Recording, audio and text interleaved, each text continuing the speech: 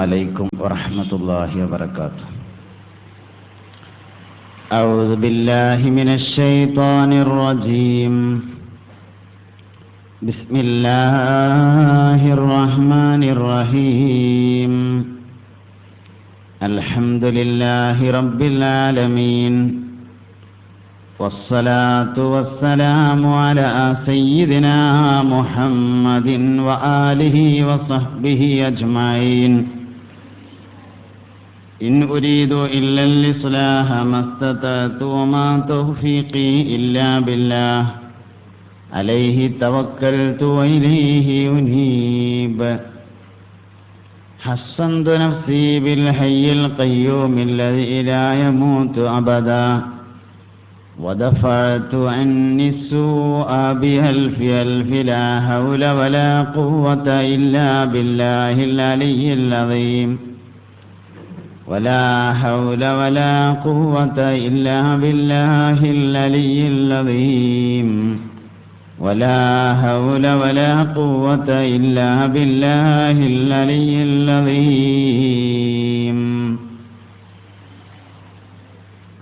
رب اشرح لي صدري ويسر لي أمري واحلل عقدة من لساني يفقهوا قولي. മുഅ്മിനീങ്ങളെ,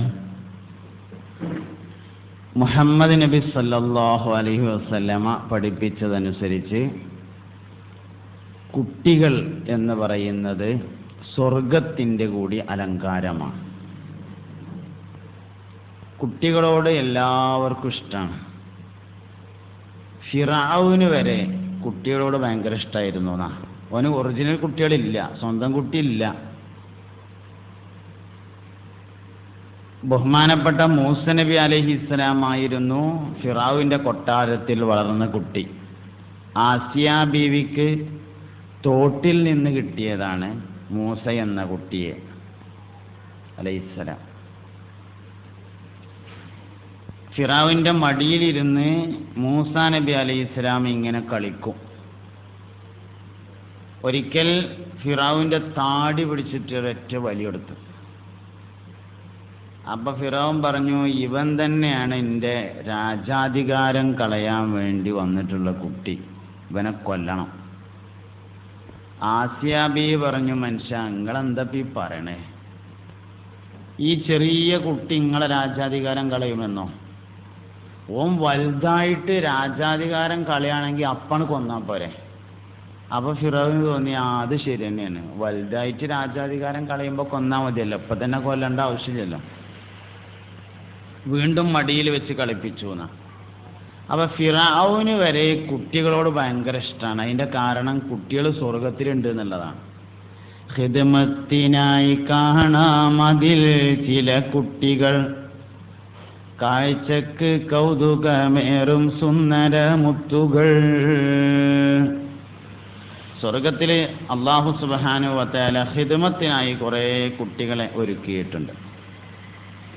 യതൂഫു അലൈഹിം വിൽദാനും മുഖല്ലദൂൻ ബിഅക്വാബിൻ വഅബാരീഖ വകഅസിൻ മിൻ മഈൻ. യതൂഫു അലൈഹിം വിൽദാനും മുഖല്ലദൂൻ. സ്വർഗാവകാശികളുടെ അടുത്തുകൂടെ ചില കുട്ടികൾ ഇങ്ങനെ വലയം ചെയ്യുന്നതാണ്. മുഖല്ലദൂനാണ്, കാലാകാലം സ്വർഗത്തിൽ താമസിക്കുന്നവരാണ് അവർ എന്നാണ്. കാലാകാലം സ്വർഗത്തിൽ താമസിക്കുന്നവർ എന്ന് പറഞ്ഞാൽ ഏറ്റവും സഹിയായ അഭിപ്രായം അനുസരിച്ച് ദുന്യാവെന്ന് പോണ കുട്ടികളല്ല, സ്വർഗത്തിൽ ഖിദ്മത്തിന് വേണ്ടി അള്ളാഹു പ്രത്യേകമായി പടച്ചിട്ടുള്ള കുട്ടികളാണ്. അങ്ങനെയുള്ള കുട്ടികളാണ്. അവരുടെ കയ്യിൽ കോപ്പകളും കിണ്ടികളും ഉണ്ടായിരിക്കും. അതിൽ പാനീയങ്ങളുമായി അവരിങ്ങനെ നടക്കുന്നതാണ്. അപ്പൊ സ്വർഗത്തിലുണ്ട് എന്നതുകൊണ്ടാണ് കുട്ടികളോട് നമുക്ക് അവരവിടെ കളിച്ചോട്ടെ, പ്രശ്നമല്ല, ഇങ്ങോട്ട് നോക്കിയാൽ മതി. അത് രണ്ട് പ്രതിസന്ധി നമുക്ക് മുമ്പിലുണ്ട് ഇപ്പോൾ നിലവിൽ. ഒന്ന്, കുട്ടികളുള്ള സദസ്സിൽ കുട്ടികളെ കുറിച്ച് പറയുക എന്നതൊരു പ്രതിസന്ധിയാണ്. സാധാരണ ഒരു വയലൊക്കെ ആണെങ്കിൽ പറയാം, കുട്ടികൾ നേരാവാത്തതിൻ്റെ കാരണം മാതാപിതാക്കളാണെന്നാണ് നമ്മൾ പറയാൻ പോണത്. അത് കുട്ടികളെ കേൾപ്പിച്ച് പറയുക എന്ന ഒരു പ്രതിസന്ധി നിലവിലുണ്ട്. രണ്ടാമത്തെ ഒരു പ്രതിസന്ധി ഇത് റെക്കോർഡ് ചെയ്യുന്നു എന്നൊരു പ്രതിസന്ധി ഉണ്ട്. റെക്കോർഡ് ചെയ്യുമ്പോൾ ഞാൻ എൻ്റെ തലകെട്ട് വരെ ഒന്ന് നന്നാക്കി കെട്ടി. എന്താ കാരണം? റെക്കോർഡ് ചെയ്യുന്നുണ്ട് എന്നുള്ളതിനാണ്. അപ്പോൾ അതിനനുസരിച്ചുള്ള വാക്കുകൾ എനിക്ക് പറയാൻ പറ്റുള്ളൂ. നമുക്ക് ഫ്രണ്ട്ലി ആയിട്ട് അങ്ങോട്ടും ഇങ്ങോട്ടും ജ്യേഷ്ഠാനുജന്മാരെ പോലെ സംസാരിക്കാൻ അതൊരു തടസ്സമാവും, ഉറപ്പാണല്ലോ. അപ്പോൾ രണ്ട് പ്രതിസന്ധി ഉണ്ട്. ആ രണ്ട് പ്രതിസന്ധി മുന്നിൽ വെച്ചുകൊണ്ട് തന്നെയാണ് ഞാൻ സംസാരിക്കുന്നത്. മാക്സിമം ഞാൻ പറയാൻ പറ്റുന്ന വാക്കുകളൊക്കെ പറയാൻ വേണ്ടി ശ്രമിക്കാം. ചില അലക്കി തേച്ച വാക്കുകളൊക്കെ ചിലപ്പം പറയേണ്ടി വരും. അത് സ്വാഭാവികത മാത്രമായിട്ട് നിങ്ങൾ മനസ്സിലാക്കുകയും ചെയ്യാം. പിന്നെ ഈ സദസ്സിൽ നമുക്ക് തോന്നുന്നത് വാപ്പിയും കുട്ടിയും അല്ലെങ്കിൽ ഇമ്മിയും കുട്ടിയും എന്നതിന് പകരം വല്ലിപ്പിയും കുട്ടിയും വല്ലിമ്മിയും കുട്ടിയും എന്ന് പറയണോ എന്നാണ് സദസ്സ് നോക്കുമ്പോൾ തോന്നുന്നത്. കാരണം അധികം വല്ലിപ്പാരും നേരത്തെ അങ്ങനെ സ്ത്രീകൾ വരുന്നേ ഞാൻ കണ്ടിരുന്നു. അപ്പോൾ വല്യന്മാരെയാണ് അധികം കണ്ടിട്ടുള്ളത്. അപ്പോൾ വല്ലിപ്പയും കുട്ടിയും അല്ലെങ്കിൽ വല്യമ്മയും കുട്ടിയും എന്ന വിഷയം മാറ്റി പറയേണ്ടി വരുമോ എന്നുള്ള ഒരു തോന്നലും എനിക്കുണ്ട്. എന്തായാലും അൽഹംദുലില്ലാ സംഘാടകരെ അഭിനന്ദിക്കുന്നു. അവരൊരു നല്ല ലക്ഷ്യത്തിന് വേണ്ടി അള്ളാഹുവിൻ്റെ ദീനിനെ ആഗ്രഹിച്ചുകൊണ്ട് ദീനിൻ്റെ സന്ദേശം ജനങ്ങളിലേക്ക് എത്തണമെന്ന ലക്ഷ്യത്തോടു കൂടി വളരെ ഇഖ്ലാസോടു കൂടി സംഘടിപ്പിക്കേണ്ട ഒരു പരിപാടിയാണ്. രക്ഷിതാക്കൾ വരാത്തത് പോലെ കുഴപ്പമില്ലല്ലോ. അത് പറയുന്ന ആളെ കുഴപ്പമല്ല, സംഘാടകരുടെ കുഴപ്പമല്ല.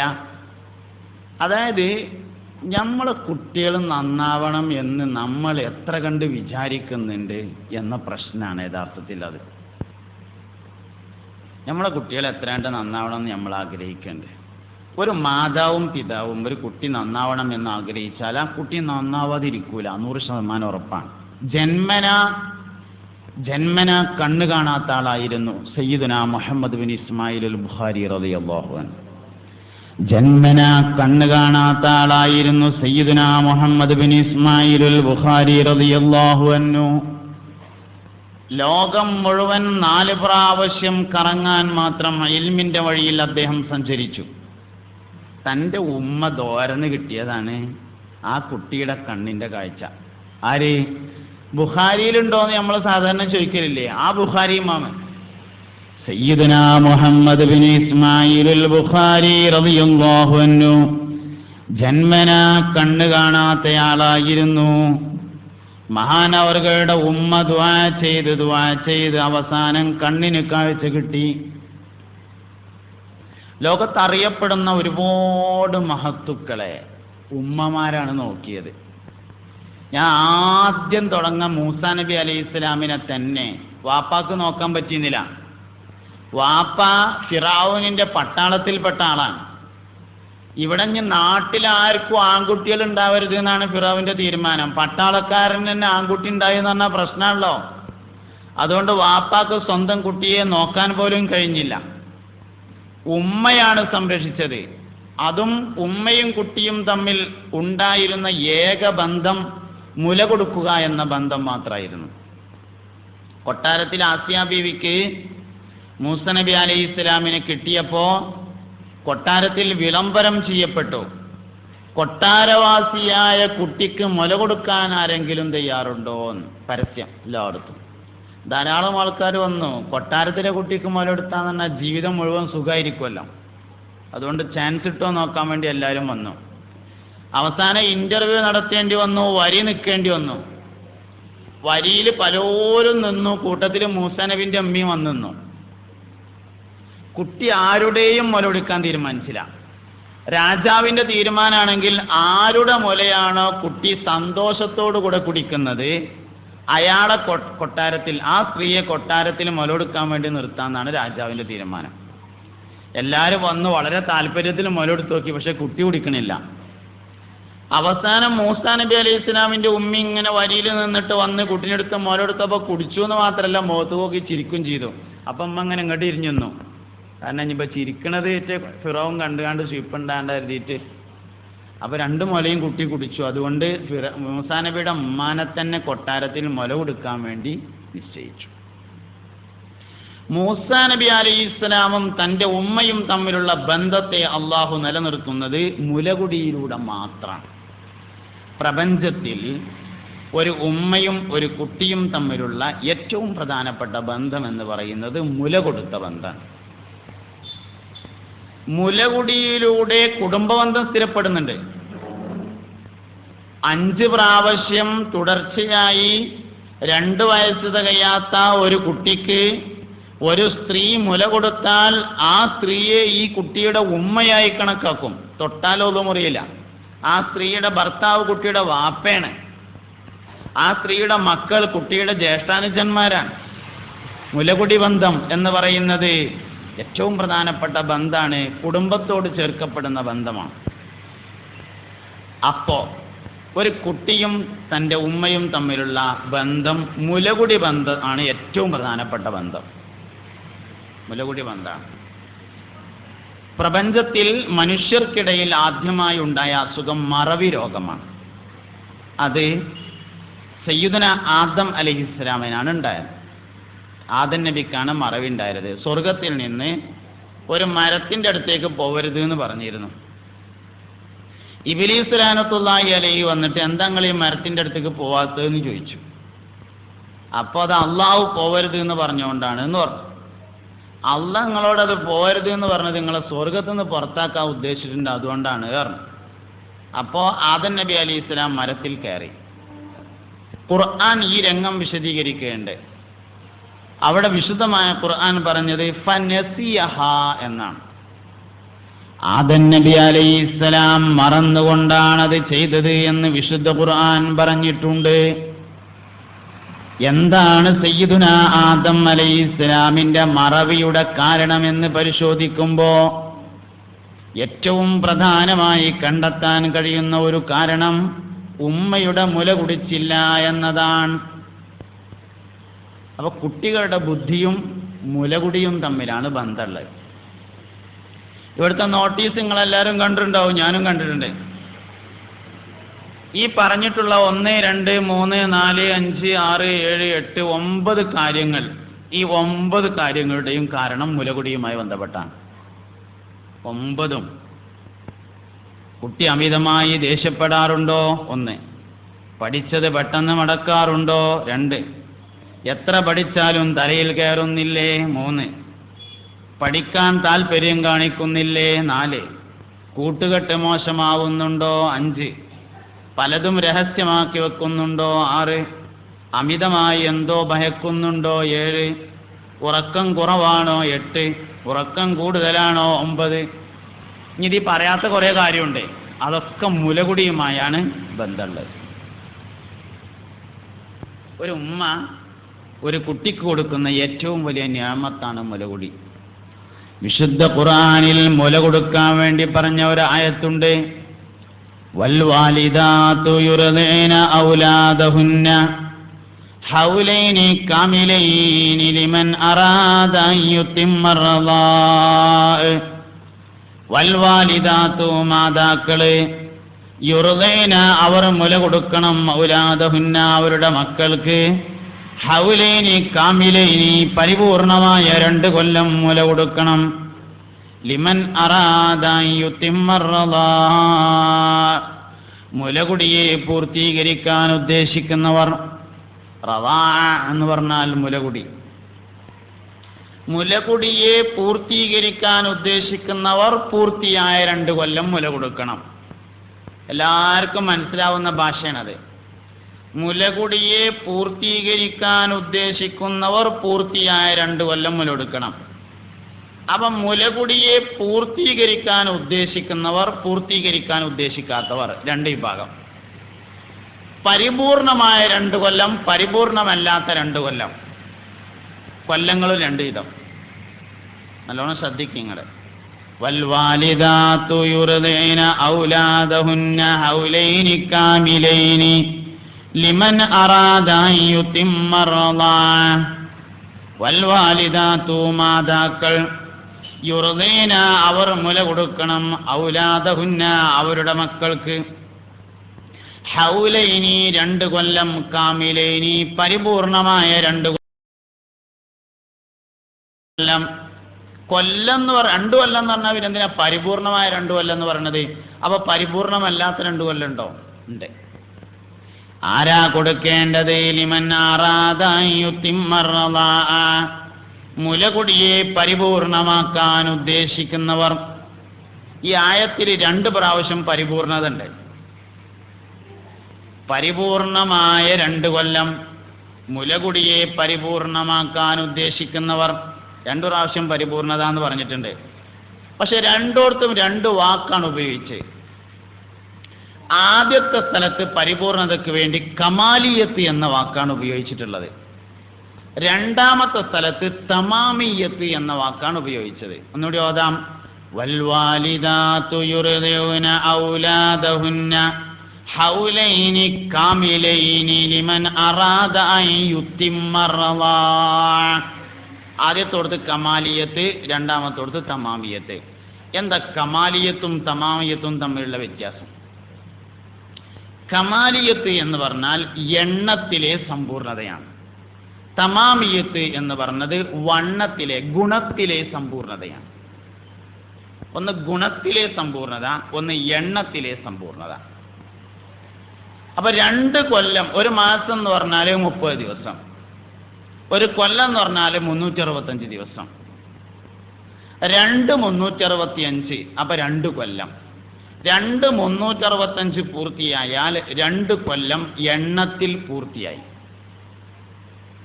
അതാണ് കാമിലായ 2 കൊല്ലം എന്ന് പറയുന്നത്. അപ്പൊ വ്യത്യാസപ്പെടും. എങ്ങനെ? ചന്ദ്രമാസപ്രകാരം 2 വയസ്സ് കൂട്ടുമ്പോൾ കുറവായിരിക്കും. ചന്ദ്രമാസപ്രകാരം 2 വയസ്സ് കൂട്ടുമ്പോൾ കുറവായിരിക്കും. എണ്ണത്തിൽ 2 കൊല്ലം പൂർത്തിയാവണം, അഥവാ 2 365 പൂർത്തിയാവണം. പിന്നെയോ ആരാണ് നൽകേണ്ടത്?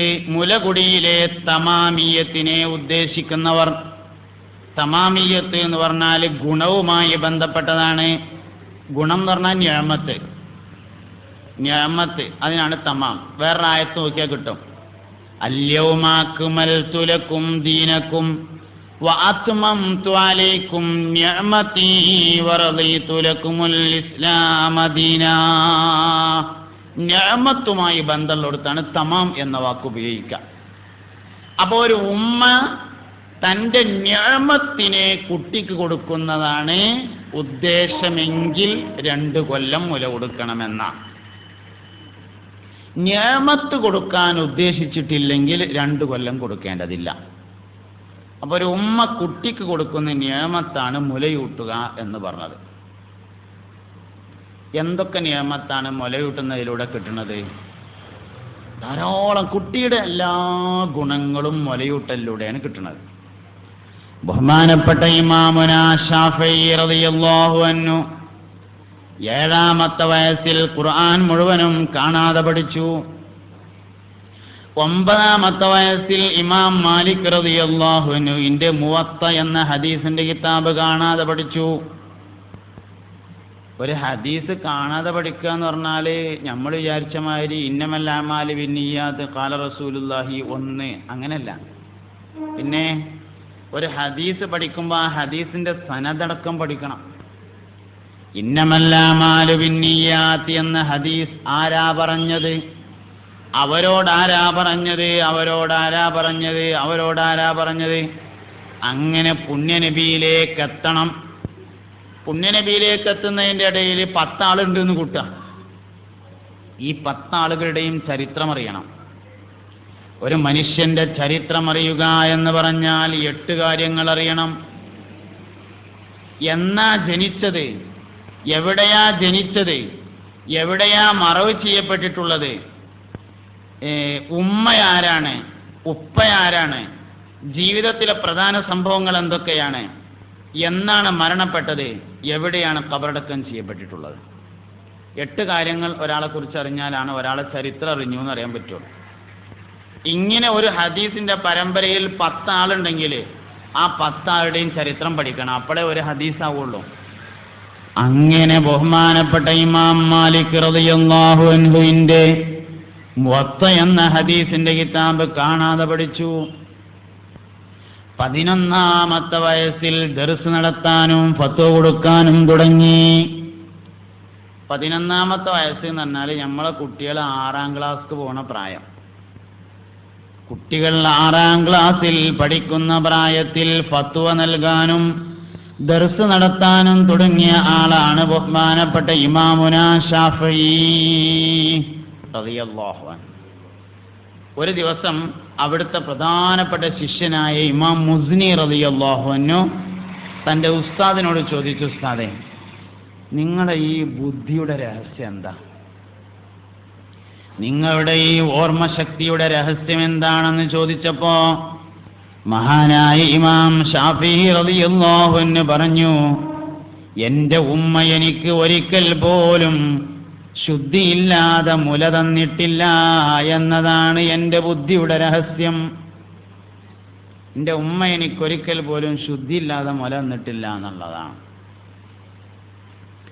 മുലൊടിക്കുമ്പോൾ ഒരു കുട്ടി കരയാണെങ്കിൽ അതിന് 2 കാരണം മാത്രമേ ഉണ്ടായിരിക്കുള്ളൂ. ചില സ്ത്രീകൾ പറയും, കുട്ടീനോട് മുലൊടിക്കാൻ വേണ്ടി എടുത്താൽ അപ്പം കരയാൻ തുടങ്ങുമെന്ന് പറയും. നൊലോളിക്കന്നെ അറിയും. മുലൊടി വേണ്ടെന്ന് വെച്ചാൽ കുട്ടിക്ക് കരച്ചിലുമില്ല. എന്താ കാരണം? മുല കുടിക്കുമ്പോൾ ഒരു കുട്ടി കരയുകയാണെങ്കിൽ അതിന് 2 കാരണമേ ഉള്ളൂ. 3ാമത്തെ കാരണം ഉണ്ടാവില്ല. ഒന്നുകിൽ മുലപ്പാല് കേടുവന്നാൽ കുട്ടി കുടിക്കൂല.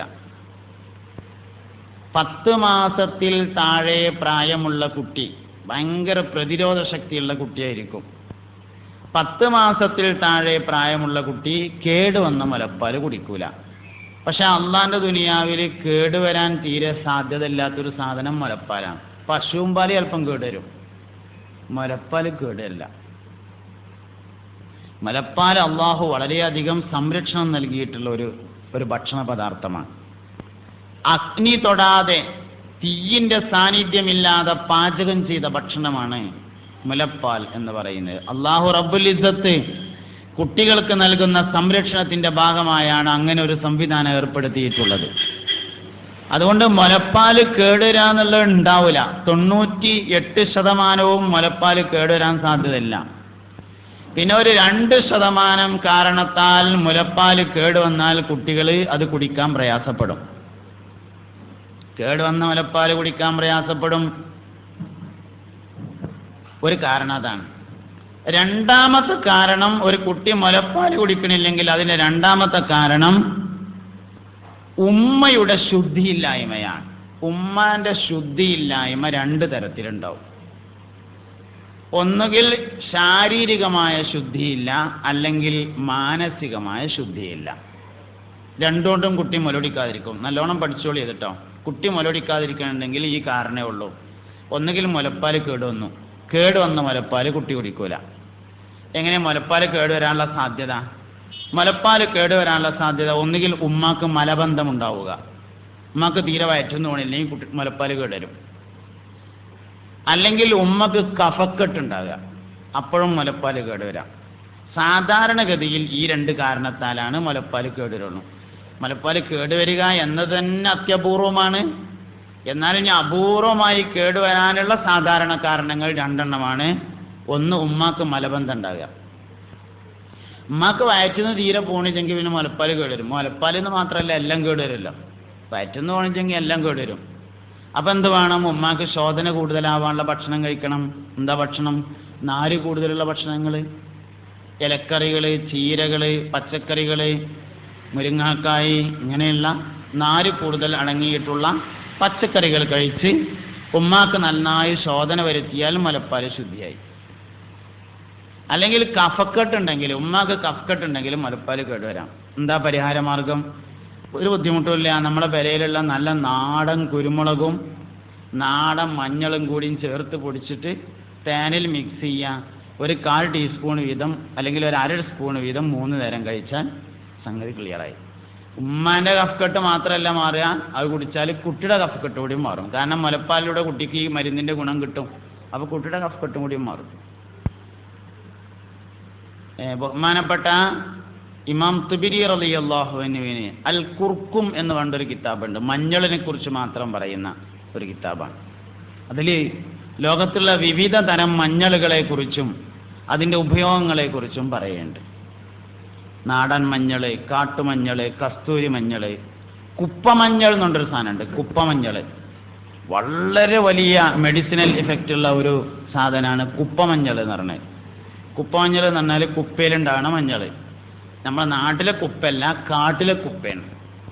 കാട്ടിലെ കുപ്പകളിൽ ഉണ്ടാകുന്ന മഞ്ഞൾ നാട്ടിൽ കൊടുന്ന് ഉണ്ടാക്കാൻ പറ്റും. ഭയങ്കര മെഡിസിനൽ ഇഫക്റ്റ് ഉള്ളതാണ്. നാടൻ മഞ്ഞളും അങ്ങനെ തന്നെയാണ്. പക്ഷെ ഇഷ്ടിക പൊടിച്ചതിന് ആ ഗുണമില്ലാത്തതുകൊണ്ട് നമ്മൾ മഞ്ഞൾപ്പൊടി വാങ്ങിയാൽ കിട്ടൂല എന്ന് മാത്രം. മഞ്ഞൾപ്പൊടിയിൽ ഇഷ്ടികയൊക്കെ പൊടിച്ച് കൂട്ടല്ലേ. അപ്പോൾ പിന്നെ അതുകൊണ്ട് അതിന് നമ്മൾ നല്ല നാടൻ മഞ്ഞൾ, ഈ മഞ്ഞളുടെ ഒരു പ്രത്യേകത വെറുതെ ഇങ്ങനെ മണ്ണ് മാന്തിയാണ്ട് അവിടെ ഇട്ടാൽ അടുത്തോളം ഉണ്ടായിക്കോളും എന്നുള്ളതാണ്. നമുക്കതിനൊന്നും ഒഴിവില്ലല്ലോ.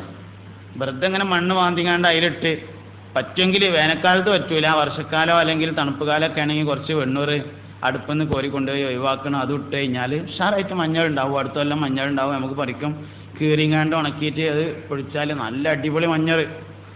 ഏറ്റവും നല്ല സൗന്ദര്യവർദ്ധക വസ്തുവാണ് മഞ്ഞൾ പറഞ്ഞത്. മനുഷ്യ ശരീരത്തിന് യോജിച്ച ഏറ്റവും നല്ല സൗന്ദര്യവർദ്ധക വസ്തു, ചുർക്ക് കൂടാൻ ഏറ്റവും പറ്റിയ സാധനമാണ് നല്ല നാടൻ മഞ്ഞൾ. പക്ഷെ നമ്മൾ കടയിൽ നിന്ന് വാങ്ങണ എന്തോ ഒരു കട്ട, അതിനാ ഗുണമൊന്നുമില്ല എന്ന് മാത്രം. നമുക്ക് വീടുകളിൽ കുറഞ്ഞ സ്ഥലത്ത് ഉണ്ടാക്കാൻ പറ്റുന്നതാണ് മഞ്ഞൾ പറഞ്ഞത്. അപ്പം ഞാൻ പറഞ്ഞത് എന്താ വെച്ചാൽ കഫക്കെട്ട് മാറാൻ നല്ല നാടൻ മഞ്ഞളിൻ്റെ പൊടിയും നാടൻ കുരുമുളകിൻ്റെ പൊടിയും, രണ്ട് നിബന്ധന ഉണ്ട്. മഞ്ഞളിനൊരു ഷർത്തുണ്ട്, കുരുമുളകിനൊരു ഷർത്തുണ്ട്. എന്താ ഷർത്ത്? നാടനായിരിക്കണം എന്ന ഷർത്തോടു കൂടി. ഉസ്താദ് നിങ്ങൾ പറഞ്ഞ മാതിരി മഞ്ഞൾ പൊടി കുടിച്ചിട്ട് മാറിയില്ലല്ലോ എന്ന് ചോദിച്ചാൽ അപ്പോൾ ഫോൺ ചെയ്യുന്നത് അടുത്ത ചോദ്യം എന്ത് മഞ്ഞളായിരുന്നു? അപ്പം ഷർത്തി നാടൻ മഞ്ഞൾ, നാടൻ മഞ്ഞളും നാടൻ കുരുമുളകുമായിരിക്കണം എന്ന ഷർത്തോടു കൂടി രണ്ടും തുല്യമായി മിക്സ് ചെയ്ത് തേൻ ചാലിച്ച് 1/2 സ്പൂൺ വീതം 3 നേരം കഴിച്ചാൽ ഉമ്മാന്റെ കഫക്കെട്ട് മാറും, മുലപ്പാൽ ശുദ്ധിയുള്ളതാവും. അങ്ങനെയാണ്. അപ്പൊ ഈ ഒരു കാരണം ശാരീരികമായ കാരണം. രണ്ടാമത്തെ ഒന്ന് പിന്നെ ശുദ്ധിയില്ലായ്മ എന്ന് പറഞ്ഞത് ഒന്നുകിൽ ശാരീരിക ശുദ്ധിയില്ലായ്മ അല്ലെങ്കിൽ മാനസിക ശുദ്ധിയില്ലായ്മ. ശാരീരിക ശുദ്ധിയില്ലായ്മ എന്ന് പറഞ്ഞാൽ നല്ല വിയർപ്പും ചളിയൊക്കെ കൂടിയും കുട്ടിക്ക് കൊടുക്കന്നെ. അതായത് ഉമ്മ അടുക്കളയിൽ ഇങ്ങനെ പത്തിരി ഇടുക, വിറക് ഇട്ട്, അതായത് തേങ്ങ ഒളിക്കുകയൊക്കെ ചെയ്യുന്നതിൻ്റെ ഇടയിലാണ് കുട്ടി പേ എന്ന് ഒളിച്ച്. അപ്പൊ മണ്ടി ചെന്നുകാണ്ട് കുട്ടിനെടുത്താണ്ട് കുടിച്ചുകൂടി ഈ വിയർപ്പൊക്കെ കൂടി എന്ന് പറഞ്ഞ് കൊടുത്താൽ കുട്ടി കുടിക്കൂല. എത്ര കുടിക്കൂല? 10 മാസം വരെ കുടിക്കൂല. 10 മാസം കഴിഞ്ഞാൽ സ്വാഭാവികമായും കുട്ടിയുടെ പ്രതിരോധ ശക്തി കുറഞ്ഞു വരും. അപ്പൊ അതിനനുസരിച്ച് പിന്നെ അമ്മ എന്താ ചെയ്യണമെന്ന് വെച്ചാൽ എല്ലാ വൃത്തികേടും കുട്ടി ചെയ്തുകൊണ്ടിരിക്കും. 10 മാസം കഴിഞ്ഞാൽ കുടിക്കും. ഈ പരീക്ഷണമൊക്കെ നിങ്ങൾ നോക്കേണ്ടത് 10 മാസത്തിന് മുമ്പുള്ള കുട്ടികൾ ഇങ്ങനെയല്ലേ ചെയ്യണത് എന്നാ. 10 മാസം പൂർത്തിയാവുന്നതിന് മുമ്പുള്ള ഒരു കുട്ടിയും വൃത്തിയില്ലാത്ത മുല കുടിക്കൂല. അപ്പൊ കുട്ടി മുല കുടിക്കാൻ തയ്യാറാവുന്നില്ലെങ്കിൽ ഒന്നുകിൽ മുലക്കണ്ണ് വൃത്തിയില്ല, അല്ലെങ്കിലോ ഉമ്മയുടെ മനസ്സ് വൃത്തിയില്ല, അപ്പോഴും കുട്ടി കുടിക്കൂല. ഒരു കുട്ടിക്ക് ഒരു ഉമ്മ അങ്ങനെ മുലകൊടുക്കുമ്പോൾ എൻ്റെ കുട്ടീനെ ഒരു ഫിറാവിൻ്റെ മാതിരി ആക്കണം എന്ന് ആലോചിച്ചാൽ പിന്നെ എങ്ങനെ കുട്ടി മുലകൊടിക്കുക? കാരണം മുലപ്പാലിലൂടെ മനസ്സ് കണക്ഷൻ കൊടുക്കുകയാണ്. പൊക്കിൽ കൊടി കഴിഞ്ഞാൽ പിന്നെ മനസ്സ് കണക്ഷൻ കൊടുക്കുന്ന ഏക സംവിധാനം മുലപ്പാലാണ്. ദീർഘകാലത്തേക്കാണ് ആ കണക്ഷൻ. അതായത് വലുതായി 35 വയസ്സായിട്ട് ഉമ്മ നാട്ടിലും മകൻ സൗദി അറേബ്യയിലും ആണെങ്കിലും മോൻ അവിടെ എന്തെങ്കിലും സംഭവിച്ചാൽ നാട്ടിലുള്ള ഉമ്മക്കറിയാം, എൻ്റെ മോനെ കുട്ടിക്ക് എന്തോ പറ്റിയിട്ടുണ്ടെന്ന് രാവിലെ വിളിച്ചിട്ടില്ലല്ലോ എന്ന് പറയും. എന്താ കാരണം? ഈ മുലപ്പാലാണ് അതിൻ്റെ കാരണം. മുലപ്പാലിലൂടെ ശരിക്കും ഉമ്മയുടെയും കുട്ടിയുടെയും മനസ്സ് തമ്മിൽ കണക്ട് ചെയ്യുക. മുല കൊടുത്തുകൊണ്ടിരിക്കുമ്പോൾ ഉമ്മ ശ്വാസം വലിക്കുന്നതിൻ്റെ കൂടെയാണ് കുട്ടി ശ്വാസം വലിക്കുക. അത്രയും വലിയ കണക്ഷനാണ്. ഒരു കുട്ടിക്ക് മുലയെടുക്കുന്ന സമയത്ത് ഉമ്മ വെറുതെ ഒന്ന് ചിരിച്ചാൽ മതി, കുട്ടിയും ചിരിക്കും. മുലയെടുത്തുകൊണ്ടിരിക്കുമ്പോൾ ഉമ്മ കരഞ്ഞാൽ മതി, കുട്ടി വായ മുലക്കണ്ണിൽ നിന്ന് എടുത്തിട്ട് കുട്ടിയും കരയും. പരീക്ഷോക്കങ്ങൾ സ്വാഗത പ്രസംഗത്തിൽ പറഞ്ഞതനുസരിച്ച് ആണുങ്ങളെക്കാൾ കൂടുതൽ പെണ്ണുങ്ങളുടെ സദസ്സിലാണ് ഞാൻ പ്രസംഗിക്കണത്. അത്രയും ധൈര്യമാണെന്ന് അർത്ഥം എനിക്കത് പറയാൻ. ഒരു കുട്ടിക്ക് മുല കൊടുത്തുകൊണ്ടിരിക്കുന്ന സമയത്ത് ഉമ്മ ചിരിച്ചാൽ കുട്ടിയും ചിരിക്കും, ഉമ്മ കരഞ്ഞാൽ കുട്ടിയും കരയും. അത്രയും വലിയ കണക്ഷനാണ്. അപ്പോ ഒന്നുകിൽ ഉമ്മയുടെ മുലക്കണ്ണ് വൃത്തിയില്ല, അല്ലെങ്കിൽ ഉമ്മയുടെ മനസ്സ് വൃത്തിയില്ല. എൻ്റെ കുട്ടീൻ്റെ ഒരു കള്ളനാക്കണം, ഒരു കൊള്ളക്കാരനാക്കണം, അല്ലെങ്കിൽ ഇന്നോടത്ത് ഇന്നാലിന്ന ആളമാതിരി ആക്കണം, അല്ലെങ്കിൽ ഇന്നോളമാതിരി ആക്കണം, മോശപ്പെട്ട ഒരാളെ മനസ്സിൽ വന്നിട്ട് അതേപോലെ ആക്കണം എന്ന് ഉമ്മ ചിന്തിച്ചാൽ ഒരിക്കലും കുട്ടി മുലകൊടിക്കൂല.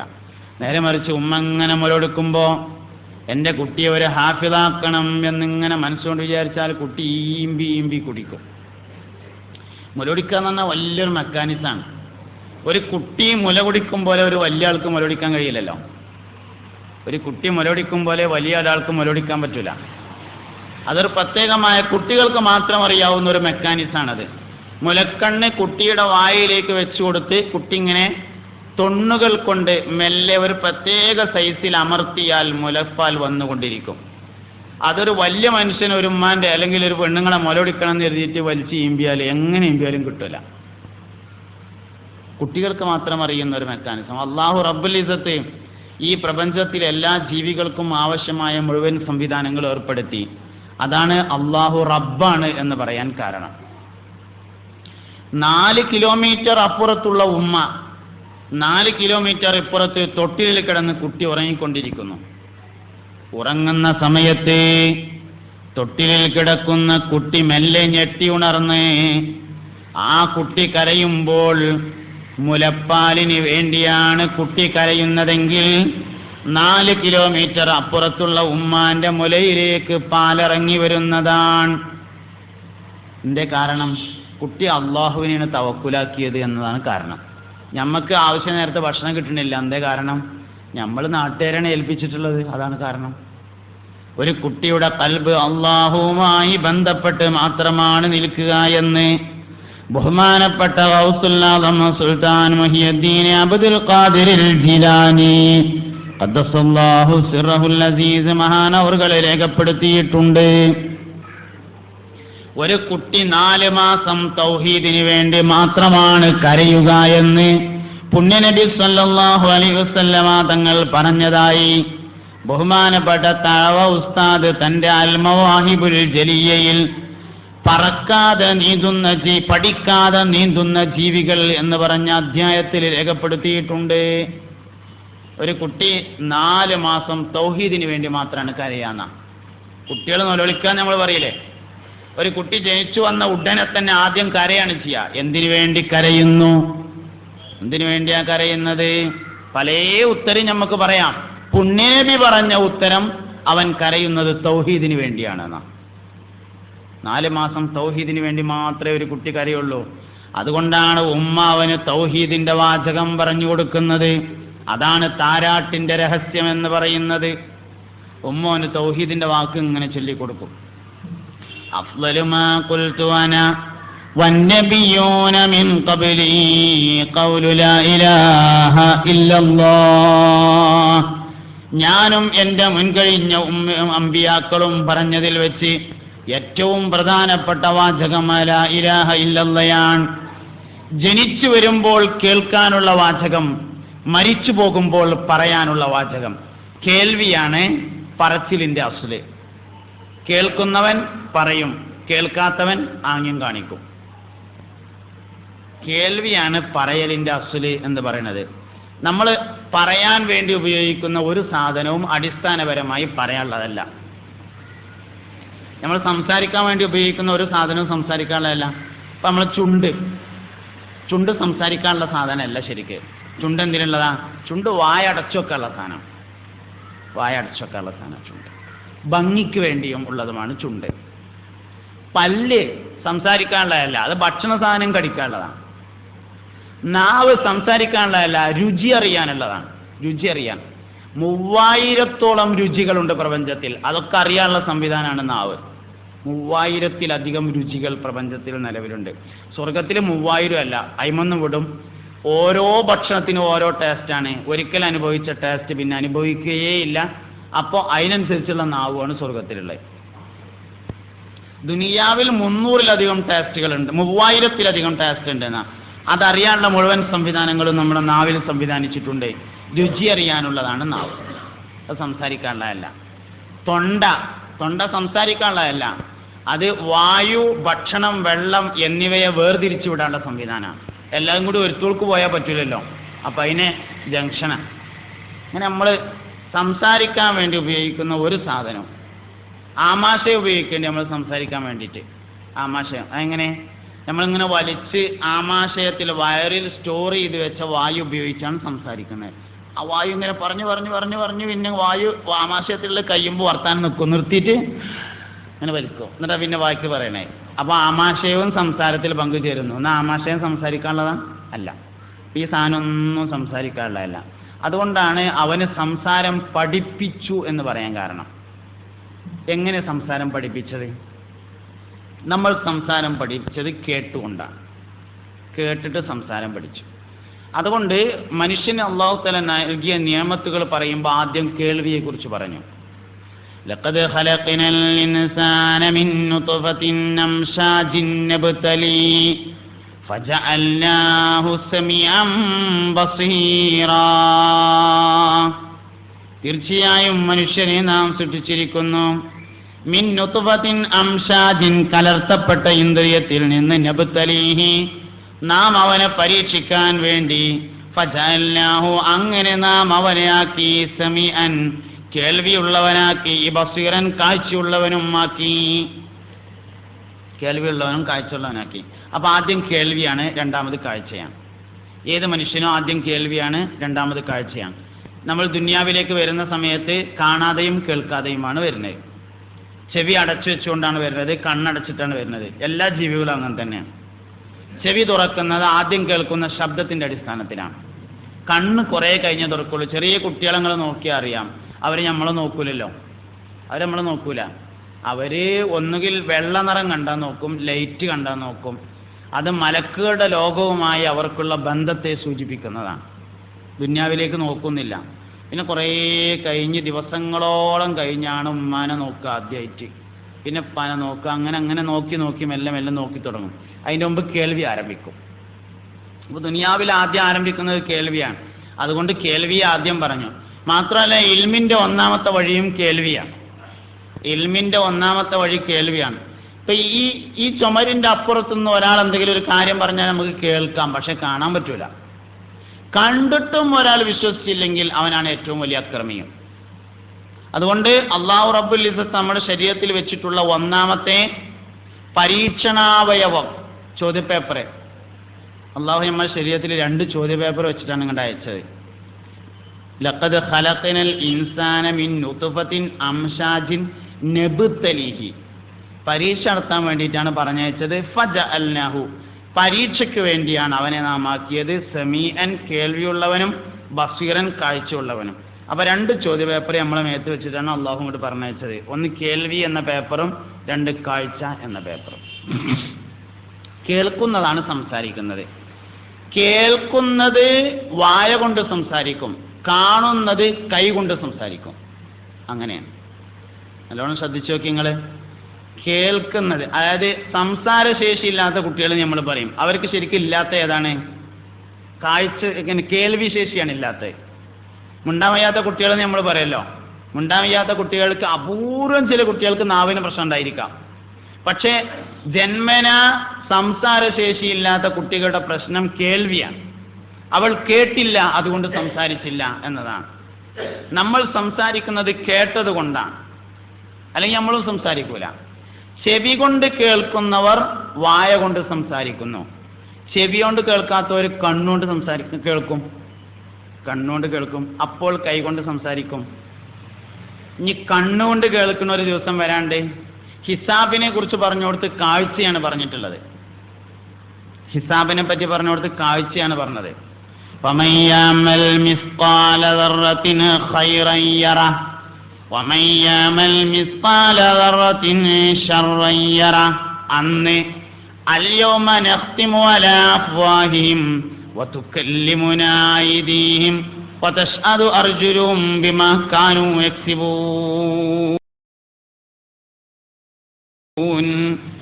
കണ്ണുകൊണ്ട് കേൾക്കുന്നവൻ കൈകൊണ്ടാണ് സംസാരിക്കുക. കേൾവിയുണ്ട്, ചെവി കേൾക്കാത്തവർക്ക് കേൾവിയുണ്ട്, കണ്ണുകൊണ്ടാണ്. അപ്പം കണ്ണുകൊണ്ട് ഇങ്ങനെ കേൾക്കുന്നു, അപ്പം കൈകൊണ്ട് ഇങ്ങനെ ആംഗ്യ ഭാഷയിൽ അവൻ സംസാരിക്കുന്നു. അവനും സംസാരം. ചെവി കൊണ്ട് ജനിക്കുമ്പോൾ ലാ ഇലാഹ ഇല്ലല്ലാഹ് എന്ന് കേൾക്കുന്നു. നാവ് കൊണ്ട്, വായ കൊണ്ട് മരിക്കുമ്പോൾ ലാ ഇലാഹ ഇല്ലല്ലാഹ് എന്ന് പറയുന്നു. മൻ കാന ആഖിറു കലാമിഹി ഖൗലു ലാ ഇലാഹ ഇല്ലല്ലാഹ് ദഖലൽ ജന്ന ഹബീബുനാ റസൂലുള്ളാഹി. ഒരാളുടെ അവസാനത്തെ വാചകം ലാ ഇലാഹ ഇല്ലല്ലാഹ് എന്നായാൽ അവൻ സ്വർഗത്തിൽ കടന്നു. ആരുടെ അവസാനത്തെ വാചകമാണ് ലാ ഇലാഹ ഇല്ലല്ലാഹ് എന്നാവുക? ആദ്യത്തെ വാചകം ലാ ഇലാഹ ഇല്ലല്ലാഹ് എന്നായവൻ്റേത്. ആദ്യം അള്ളാഹുവിനെ കുറിച്ച് കേട്ടവൻ അവസാനം അള്ളാഹുവിനെ കുറിച്ച് പറയും. കേട്ടത് പറയുന്നു. അപ്പൊ ഒരു കുട്ടി കെലിമല്ലാതെ മരിച്ചു എന്ന് പറഞ്ഞാൽ എന്താ? ഒരു കുട്ടിയല്ല, വലിയ ആളും. നമ്മളിപ്പോൾ ഒരുപാട് ആൾക്കാർ മരിച്ച് കാണുന്നുണ്ടല്ലോ. ഞാനിപ്പോൾ എൻ്റെ ഈ പ്രായത്തിനിടയിൽ കുറേ ആൾക്കാർ മരിച്ച് കണ്ടാണ് മരിക്കുന്നത്. നിങ്ങളൊക്കെ ഒരുപാട് ആൾക്കാർ മരിക്കണ കണ്ടിട്ടുണ്ടാവും. നമ്മളൊക്കെ മനസ്സിൽ കൈവച്ചിട്ട് ഹൃദയത്തിലേക്ക് നോക്കിയിട്ടൊന്ന് ചോദിക്കുക, എത്ര ആള് കെലിമ ചൊല്ലി മരിക്കുന്നത് നമ്മൾ കണ്ടു? എൻ്റെ കാര്യം പറയാം, അതിൻ്റെ ഉത്തരം പറയാൻ പ്രയാസം. നിങ്ങളൊക്കെ അങ്ങനെ തന്നെ ഇക്കാരെന്നാണ് ഞാൻ വിചാരിക്കുന്നത്. അതിൻ്റെ ഉത്തരം പറയാൻ പ്രയാസമാണ്. എത്ര ആള് മരിക്കുമ്പോ ലാ ഇലാഹ ഇല്ലല്ലാഹ് ചൊല്ലി എന്നതിൻ്റെ ഉത്തരം പറയാൻ പ്രയാസം. പള്ളിക്കൊക്കെ ഇഷ്ടം പോലെ ആളുണ്ട്. റമദാനൊക്കെ ഉണ്ടായ പള്ളിക്ക് സ്ഥലം തികയില്ല. നോലുമ്പ് വെക്കുന്ന ആൾക്കാർ കൂടുതലാണ്, നിസ്കരിക്കണവർ കൂടുതലാണ്, ഹജ്ജിന് പോണവർ കൂടുതലാണ്, ഉംറക്ക് പോണ ആണുങ്ങളും പെണ്ണുങ്ങളും കൂടുതലാണ്. എല്ലാവരും ഉംറക്ക് പോവുകയാണ്. കെലിമ ചൊല്ലി മരിക്കുന്ന എത്ര പേരുണ്ട്? മരിക്കുമ്പോ കെലിമ ചൊല്ല എന്നതല്ല, മരണത്തിനു മുമ്പ് അവസാനമായി പറയുന്നത് കലിമ ആയിരിക്കുക എന്നതാണ്. ഒരാളിങ്ങനെയാണ് മരിക്കുമ്പോ ലാ ഇലാഹ ഇല്ലല്ലാഹ് എന്ന് ചെല്ലണം എന്നില്ല. അവൻ അവസാനമായി പറഞ്ഞത് ലാ ഇലാഹ ഇല്ലല്ലാഹ് എന്നായിരിക്കണം. മൻ കാന ആഖിറു കലാമിഹി, ഒരാളുടെ സംസാരത്തിൽ നിന്ന് അവസാനത്തേതായാൽ ഖൗലു ലാ ഇലാഹ ഇല്ലല്ലാഹ്, ലാ ഇലാഹ ഇല്ലല്ലാഹ് എന്ന വാക്കായാൽ ദഖലൽ ജന്ന, അവൻ സ്വർഗത്തിൽ കടന്നു. ഒരാളുടെ വാചകത്തിലെ അവസാനം ആയാൽ എന്ന് പറയുന്നതും ആക്കിയാൽ എന്ന് പറഞ്ഞതും തമ്മിൽ വ്യത്യാസമുണ്ട്. അത് ചിന്തിക്കണം, നല്ലോണം ആലോചിക്കണം കേട്ടോ. മൻ കാന ആഖിറു കലാമിഹി, ഒരാളുടെ അവസാനത്തെ വാചകം ആയാൽ, കാന നാഖിസായിട്ടും താമായിട്ടും വരും. ഇവിടെ നാഖിസാണെന്നാണ് മുഫസ്സിറുകൾ പറഞ്ഞത്. ഒരാളുടെ അവസാനത്തെ വാചകം ലാ ഇലാഹ ഇല്ലല്ലാഹ് എന്നായാൽ, ലാ ഇലാഹ ഇല്ലല്ലാഹ് എന്നാക്കിയാൽ എന്നല്ല. എന്താ വ്യത്യാസം? അവസാനത്തെ വാക്ക് ലാ ഇലാഹ ഇല്ലല്ലാഹ് എന്നാവുക എന്നത് ഓട്ടോമാറ്റിക്കാണ്. ഒരാളെങ്ങനെ എൻ്റെ അവസാനത്തെ വാക്ക് ലാ ഇലാഹ ഇല്ലല്ലാഹ് എന്നാവണമെന്ന് കരുതി ഇങ്ങനെ മസിൽ പിടിച്ച് നടന്നുകൊണ്ടാവൂല. കാരണം മരണരംഗം എന്ന് പറയുന്നത് ഹൈറാനിയത്തിന്റെ രംഗാണ്. ഭയങ്കര പേടിയും ബേജാറുള്ള ഒരു സമയമാണ്. പേടിയും ബേജാറുള്ള സമയത്ത് ഒരാളുടെ വായയിൽ നിന്ന് ലാ ഇലാഹ ഇല്ലല്ലാഹ് എന്നിട്ട് വരണമെങ്കിൽ അവൻ അറിയാതെ ലാ ഇലാഹ ഇല്ലല്ലാഹ് എന്ന് പറയുന്നവനായിരിക്കണം, എന്നാലേ വരുള്ളൂ. അത് വേണമെങ്കിൽ എന്ത് വേണം? അവൻ ആദ്യം അത് കേട്ടിരിക്കണം. മരണരംഗവും ജനനരംഗവും ഒരേപോലെയാണ്.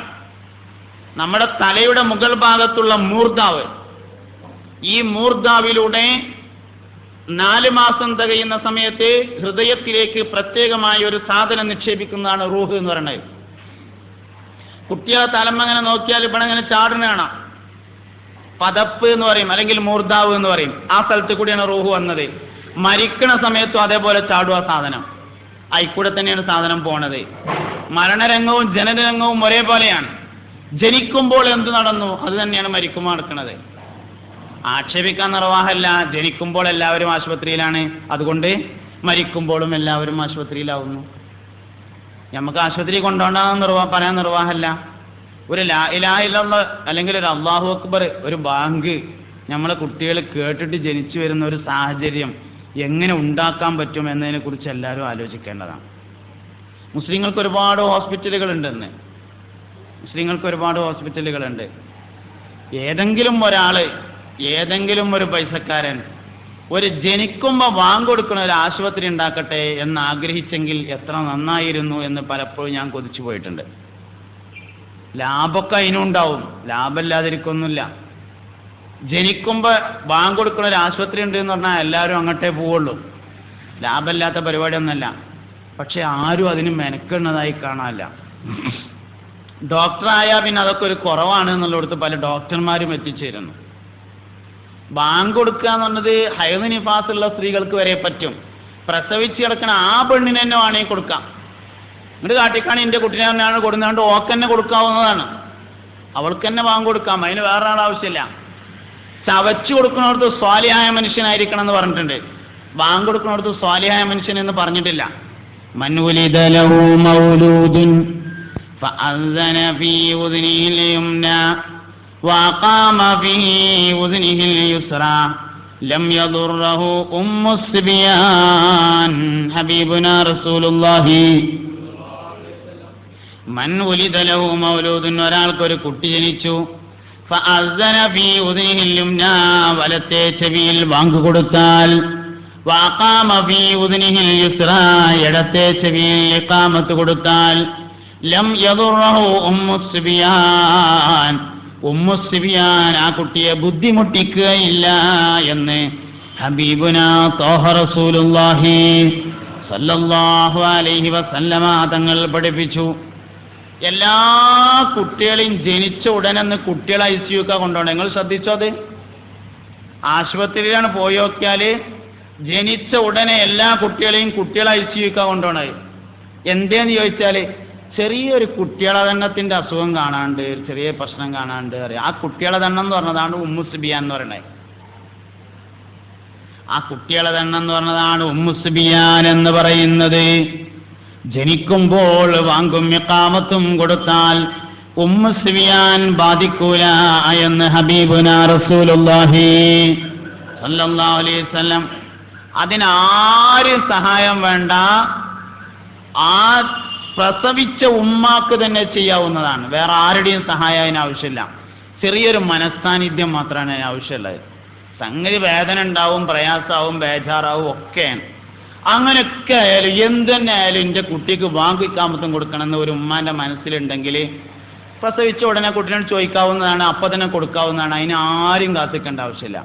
എല്ലാം കേട്ട് കഴിഞ്ഞ്, എല്ലാം കഴിഞ്ഞ്, അവിടുത്തെ കത്തിരിയുടെ ശബ്ദവും കത്തികൻ്റെ ശബ്ദവും മണിയടിക്കും അതിൻ്റെ ശബ്ദവും അവിടുത്തെ മ്യൂസിക്കും എല്ലാം കേട്ട് കഴിഞ്ഞതിന് ശേഷം അവസാനം വാങ്ങി കൊടുത്തിട്ട് എന്താന്ന് ചോദിച്ചാൽ കൊടുക്കണ്ടെന്ന് അതിനർത്ഥമല്ല, അപ്പോഴെങ്കിലും കൊടുക്കണം തന്നെയാണ് ഞാൻ പറയണത്.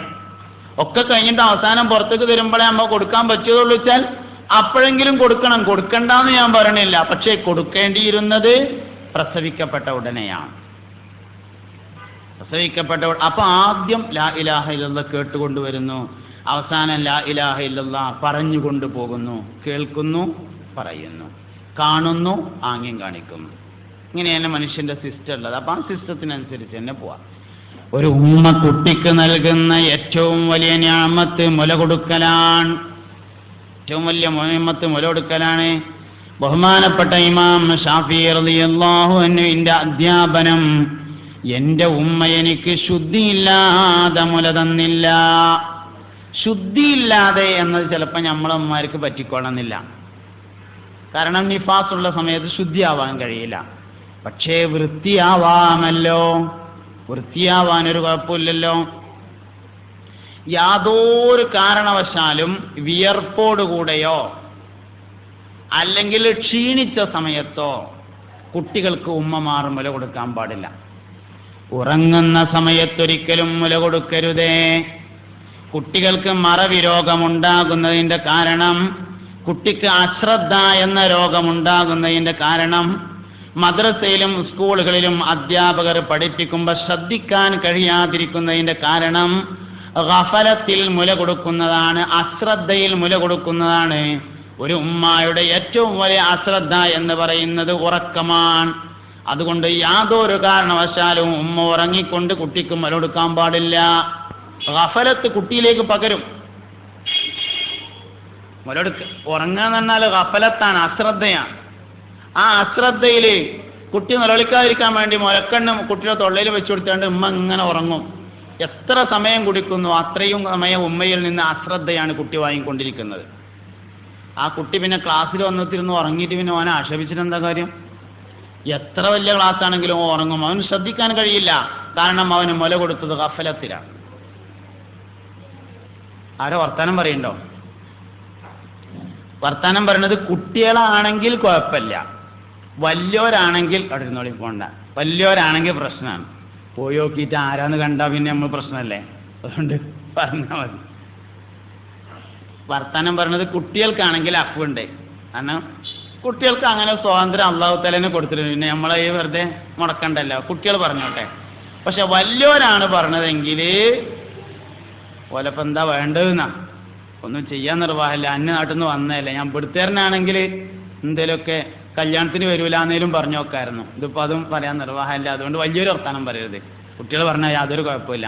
കുട്ടികളിപ്പോൾ നമ്മൾ മദ്രസയിൽ ക്ലാസ് എടുക്കുന്ന ആൾക്കാരല്ലേ, മദ്രസയിൽ ഇപ്പോൾ 1000 കുട്ടികളുണ്ടെങ്കിൽ 500 വർത്താനം പറയുക, അതിൻ്റെ ഇടയിൽ ക്ലാസ് എടുക്കും, ഒരു കുഴപ്പമില്ല. വലിയൊരു പറഞ്ഞത് അങ്ങനെയല്ല. ഇവിടെ വർത്താനം പറയാം, നമ്മൾ ഇപ്പോൾ ക്ലാസ് എടുക്കുന്നത് വലിയവരോടാണ്, അതുകൊണ്ട് വലിയൊരു കൊണ്ടുവരുത്. നിർത്തിയല്ലോ അല്ലേ, നിർത്തിയല്ലോ.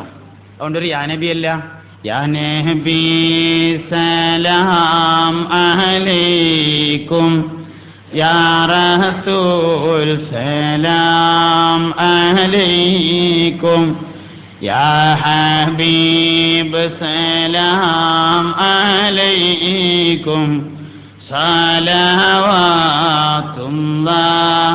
അലൈക്കും. മുഅ്മിനീങ്ങളെ, അപ്പോ ഗഫലത്തിൽ ഒരിക്കലും കുട്ടിക്ക് മുലകൊടുക്കാൻ പാടില്ല. ഉറങ്ങുമ്പോൾ മുലകൊടുക്കരുത് എന്ന് പറയാൻ കാരണം ഗഫലത്താണ് എന്നതാണ്. അതിന് ശാരീരികമായ കുറെ കാരണങ്ങൾ വേറെ ഉണ്ട് കേട്ടോ. ഉറങ്ങുമ്പോൾ മുലകൊടുക്കരുത് എന്ന് സയൻസും പറയുന്നുണ്ട്. സയൻസ് ഉറങ്ങുമ്പോൾ മുലകൊടുക്കരുത് എന്ന് പറയുന്നുണ്ട്. അതിന് ശാരീരികമായ ഒരുപാട് കാരണങ്ങളുണ്ട്. ശ്രദ്ധയില്ലാതെ മുലകൊടുക്കുന്ന സമയത്ത് കുട്ടികൾക്ക് മുലപ്പാൽ തരിപ്പി പോകാനും മരണം വരെ സംഭവിക്കാനും കാരണമുണ്ട്. അത് ശാരീരികമായ കാരണമാണ്. പക്ഷെ ഇസ്ലാം പറയുന്ന കാരണം ശാരീരികമല്ല, അതിനപ്പുറമാണ്. ഒരു ഉമ്മയിൽ നിന്ന് അശ്രദ്ധ എന്ന് പറയുന്നത് കുട്ടിയിലേക്ക് വരുന്നത് ഉമ്മ ഉറങ്ങുമ്പോൾ മുലകൊടുത്താലാണ്. ഉമ്മ മുലകൊടുക്കുമ്പോൾ എന്തൊക്കെയാണോ ശ്രദ്ധിക്കുന്നത് അത് മുഴുവൻ കുട്ടി ശ്രദ്ധിക്കുന്നു. അപ്പൊ ഉമ്മ ഇങ്ങനെ TV കണ്ടുകൊണ്ട് മുലകൊടുക്കുകയാണെങ്കിൽ കുട്ടി TV കണ്ടുകൊണ്ട് മുലകൊടുക്കുന്നു. ഉമ്മ ഇങ്ങനെ TV കണ്ടുകൊണ്ടാണ് മുല കൊടുക്കുന്നത്, അപ്പൊ കുട്ടി TV കണ്ടുകൊണ്ടാണ് മുല കുടിക്കുന്നത്. ഉമ്മ ഇങ്ങനെ ആരേ ഒരാളെ ഗീബത്ത് പറഞ്ഞുകൊണ്ടാണ് മുല കൊടുക്കുന്നത്, അപ്പൊ കുട്ടി ഗീബത്ത് പറഞ്ഞുകൊണ്ട് മുല കുടിക്കുന്നു. ഉമ്മ ഇങ്ങനെ തസ്ബീഹ് ചൊല്ലി മുല കൊടുക്കുകയാണെങ്കിലോ കുട്ടി തസ്ബീഹ് ചൊല്ലി മുല കുടിക്കുന്നു. ഉമ്മ ഖുർആനോദി മുല കൊടുക്കുകയാണെങ്കിൽ കുട്ടി ഖുർആനോദി മുല കുടിക്കുന്നു. കുട്ടിക്ക് വേണ്ടി ചെയ്യുന്നതൊക്കെ ഉറക്കെ ചെയ്യണം എന്നാണ്. അതായത് നമ്മൾ സാധാരണഗതിയിൽ കുട്ടികൾക്ക് ഭക്ഷണം കൊടുക്കുമ്പോൾ ബിസ്മിയല്ലോ, ആ ബിസ്മി കുട്ടി കേൾക്കുന്ന തരത്തിൽ ചെല്ലണം. ബിസ്മില്ലാഹിർ റഹ്മാനിർ റഹീം മുഴുവൻ കുട്ടി. അതേമാതിരി മുല കൊടുക്കുമ്പോൾ നമ്മൾ കുട്ടിക്ക് മുല കൊടുക്കുന്ന സമയത്ത് ബിസ്മി ചെല്ലുമ്പോൾ ബിസ്മില്ലാഹിർ റഹ്മാനിർ റഹീം എന്ന് കുട്ടി കേൾക്കണം. എന്തേടി ബിസ്മില്ലേ, അതൊക്കെ ഞാൻ ചെല്ലിന്ന് കൊണ്ട് വരില്ല, പിന്നെ കുട്ടി കേൾക്കണം അത് ആ ബിസ്മി. കുട്ടി തുമ്മിയാൽ നമ്മൾ അൽഹംദുലില്ലാഹ് ചെല്ലണം. അപ്പോൾ അത് കുട്ടി കേൾക്കണം. കുട്ടിക്ക് വേണ്ടി ചെയ്യുന്നത് കുട്ടി കേൾക്കണം, അപ്പോഴാണ് അതിൻ്റെ എഫക്റ്റ് കിട്ടുള്ളൂ. അപ്പോൾ പറഞ്ഞപ്പോൾ ഓർമ്മ വന്നൊരു സംഗതി, സാധാരണഗതിയിൽ പെണ്ണുങ്ങൾക്ക് സാധാരണ ഇപ്പോൾ കുട്ടീനെങ്ങനെ ഒരു പെണ്ണിങ്ങനെ കുട്ടീനെ എടുക്കുകയാണെങ്കിലേ കുട്ടീനെങ്ങനെ എടുത്താണ്ട് ഇങ്ങനെ ഏത് കയ്യിലെടുക്കുക, ഈ കയ്യിലാണ് എടുക്കുക അല്ലേ, ഇത് ഇടത്തെ കൈയാണ്. അപ്പോൾ ഈ കയ്യിലെടുത്താൽ ആദ്യം ഏത് മുല കൊടുക്കുക, ആദ്യം ഇടത്തെ മുലയാണ് കൊടുക്കുക. ഒന്ന് ശ്രദ്ധിച്ചു നോക്കുന്നുണ്ടോ, എല്ലാ സ്ത്രീകളും കുട്ടികൾക്ക് ആദ്യം ഇടത്തെ മുലയാണ് കൊടുക്കണത്. അത് മാറ്റണം, പറ്റൂല. എന്ത് ചെയ്യണം, ശ്രദ്ധമാണ് അതിലൊക്കെ. വലത്തെ കയ്യിലേക്ക് ആദ്യം എടുക്കണം, ആദ്യം വലത്തെ. ചില സ്ത്രീകൾക്ക് വലത്തെ മുലയിൽ പാല് കുറവായിരിക്കും, ഇടത്തെ മുലയിൽ പാല് കൂടുതലായിരിക്കും. എന്താ കാരണം? ആദ്യം ഇടത്തെ മുല കൊടുത്തു എന്നാണ് കാരണം. ഇനിയിപ്പോൾ അങ്ങനെയായി, ഇനിയിപ്പോൾ എന്താ സംഭവിക്കുക ഉസ്താദേ, വലത്തെ മുലയിൽ പാല് ചെല്ലും, ഇടത്തേലേ പാലുള്ളൂ, എന്താ കാട്ടുക? വെറുതെ ഒന്ന് വലത്തേത് ഈമ്പിക്കുക ആദ്യം, എന്നിട്ട് പിന്നെ ഇടത്തേ കൊടുത്തോളി. എന്തായാലും വലത്തേതിനെ മുന്തിക്കണം. ബിസ്മി ചൊല്ലണം, ഉറക്കെ ചൊല്ലണം. ആദ്യം വലത്തേ കൊടുക്കണം, പിന്നീട് ഇടത്തേ കൊടുക്കണം. 2 മുലയും കൊടുക്കണം. ഒരു മുലയിലെ പാലുള്ളൂ എന്ന് എഴുതിയിട്ട് മറ്റേ കൊടുക്കാതിരിക്കുക. ഈ പ്രപഞ്ചത്തിലെ എല്ലാ വസ്തുക്കളെയും അള്ളാഹു ഒരു പ്രത്യേക ബാലൻസിലാണ് നിലനിർത്തുന്നത്. എല്ലാം ബാലൻസ് അനുസരിച്ചാണ്. അപ്പം നമ്മളെ ശരീരം നടുക്കൂടെ ഒന്നും അത് ശ്രദ്ധിക്കലില്ല. ബിസ്മി ചിലവരൊക്കെ ചെല്ലും, ബിസ്മി മിക്കവാറും ആളുകൾ ചെല്ലും. പക്ഷേ കുട്ടികൾ മുലകുടി അവസാനിച്ചാൽ അൽഹംദുലില്ലാ എന്ന് കുട്ടി കേൾക്കുന്ന തരത്തിൽ പറഞ്ഞു കൊടുക്കാൻ ഉമ്മമാര് ശ്രദ്ധിക്കാറില്ല. ഉമ്മ ശ്രദ്ധിച്ചില്ലെങ്കിലും അള്ളാഹു കുട്ടികൾക്ക് വലിയ സംരക്ഷണം ഏർപ്പെടുത്തിയതിനാൽ കുട്ടി മനസ്സിൽ അൽഹംദുലില്ലാ എന്ന് പറഞ്ഞുകൊണ്ടിരിക്കുന്നു എന്നാണ്. അതായത് ഈ പ്രപഞ്ചത്തിൽ ഏറ്റവും ഉപകാരമുള്ള ഭക്ഷണ സാധനം എന്ന് പറയുന്നത് മുലപ്പാലാണ്. ദുന്യാവിൽ ഏറ്റവും ഉപകാരമുള്ള ഭക്ഷണം മുലപ്പാലാണ്. ഒരു 75-80 വയസ്സായ 2 ആൾക്കാർ ഓരിങ്ങനെ അസ്രസ്കാരൊക്കെ കഴിഞ്ഞിട്ട് വൈകുന്നേരം പീടിയൊക്കെ ചായ കുടിക്കാൻ വേണ്ടി ഇറങ്ങി. അങ്ങനെ ആ പീടിയൻ്റെ പുറത്തന്നെ ഇട്ടുന്ന ബെഞ്ചും ഇരുന്നാണ്ട് കാൽച്ചായൊക്കെ കുടിച്ചിട്ട് ഇങ്ങനെ ഇരുന്ന് ഓലിങ്ങനെ രാഷ്ട്രീയം പറഞ്ഞ് അങ്ങനെ തമ്മ് തെറ്റി. രാഷ്ട്രീയം പറഞ്ഞ് അവസാനം തമ്മ് തെറ്റി അതിങ്ങനെ ഊക്കൂടി അങ്ങനെ അവസാനം അടിയുടെ അവിടേക്ക് എത്തിയാൽ ഒരു വയസ്സം പുറത്തേക്കൊണ്ട് ഇറങ്ങിയിട്ട് മറ്റവനോട് പറയും, എടാ ഉമ്മാൻ്റെ ആൺകുട്ടിയാണെങ്കിൽ പീടിയിൽ പുറത്തേക്കൊണ്ട് ഇറങ്ങുക, ഉമ്മാൻ്റെ മുല പിടിച്ച ആൺകുട്ടിയാണെങ്കിൽ പീടിയിൽ നിന്ന് പുറത്തേക്കൊണ്ട് ഇറങ്ങുമെന്ന് അറിയും ഒരു വയസ്സം മറ്റേ ആളോട്. അപ്പോൾ നമുക്കിപ്പോൾ അത് ശരിയോ തെറ്റോ എന്നുള്ളതല്ല, നമ്മളെ കണക്ക് എവിടെ വെച്ചാൽ 80ാമത്തെ വയസ്സിൽ തല്ലൂടാൻ 79ാമത്തെ വയസ്സിൽ ഉമ്മാൻ്റെ മുല കുടിക്കലുണ്ടോ ഇല്ല എന്നുള്ളതാണ് നമ്മളെ പ്രശ്നം. ഇയാളിപ്പോൾ മറ്റേ ആളോട് ഉമ്മാൻ്റെ മുല കുടിച്ച ആൺകുട്ടിയാണെങ്കിൽ ഇറങ്ങുക എന്ന് പറഞ്ഞത് എന്ന് കുടിച്ച മുലപ്പാലിൻ്റെ കാര്യമാണ്. 2 വയസ്സ് തികയണേൻ്റെ മുമ്പ് കുടിച്ച മുലപ്പാലിൻ്റെ കാര്യമാണ് ആ പറയണത്. ഉമ്മാൻ്റെ മുല കുടിച്ച ആൺകുട്ടിയാണെങ്കിട്ട് ഇറങ്ങുക എന്ന് പറയുമ്പോൾ പറയണോൻ്റെ അടുത്ത് ഉമ്മാൻ്റെ മുല കുടിച്ച ഗുണമുണ്ട് എന്നുള്ള അതിലുള്ളത്. എന്ന് കുടിച്ച മുലപ്പാലിൻ്റെ ഗുണം 2 വയസ്സ് തികയുന്നതിന് മുമ്പ് കുടിച്ച മുലപ്പാലിൻ്റെ ഗുണം. 2 വയസ്സ് തികയുന്നതിന് മുമ്പ് കുടിച്ച മുലപ്പാലിൻ്റെ ഗുണം 80ാമത്തെ വയസ്സിലേക്കും നീണ്ടു നിൽക്കും എന്നതിന് ഒരേ ഒരു കാരണം മാത്രമേ ഉള്ളൂ. കുട്ടി മുല കുടിക്കുമ്പോൾ കുട്ടിയുടെ കൽബിൽ അൽഹംദുലില്ലാഹ് എന്നല്ലാതെ വേറൊന്നും ഉണ്ടായിരിക്കൂല എന്നുള്ളതാണ്. കുട്ടിയുടെ കൽബിലാകെ അത് മാത്രമേ ഉണ്ടാവുള്ളൂ, വേറൊന്നും ഉണ്ടാവില്ല. അതാണ് അതിൻ്റെ കാരണം. നമ്മൾ എന്തേറെ പ്രധാനപ്പെട്ട സദസ്സിൽ ഭക്ഷണം കഴിക്കാതിരുന്നാലും നാട്ടുകാരെ പറ്റി മുഴുവൻ പറഞ്ഞാലും അള്ളാഹിനെ പറ്റി ഒന്നും പറയില്ല, ഒരു ഹറഫ് പോലും അള്ളാഹുവിനെ കുറിച്ച് പറയില്ല. അതുകൊണ്ട് നമ്മൾ കഴിക്കുന്ന എല്ലാ ഭക്ഷണവും നമുക്ക് ഭദ്രമാണ്. ചിക്കൻ പറ്റൂല, ബീഫ് പറ്റൂല, ചെമ്മീൻ പറ്റൂല, ഇങ്ങനെ മനുഷ്യന്മാർ തിന്നണ ഒരു സാധനം നമുക്ക് പറ്റൂല.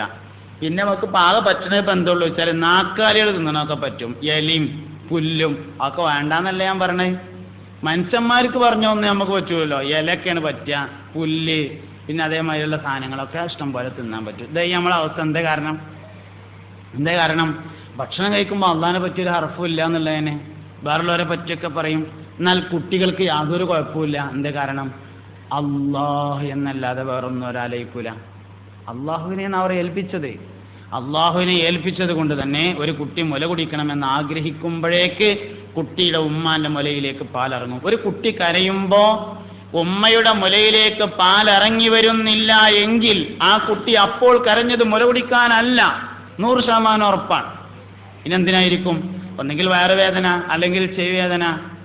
അപ്പൊ കുട്ടി അസുഖം കാരണമാണോ എന്ന് മനസ്സിലാവാൻ മുലയിലേക്ക് പാലിറങ്ങിയോ ഇല്ലയോ നോക്കിയാൽ മതി. കുട്ടി കരയുന്നു, ശക്തമായി കരയുന്നു, പക്ഷേ മുലയിലേക്ക് പാലിറങ്ങിയിട്ടില്ല.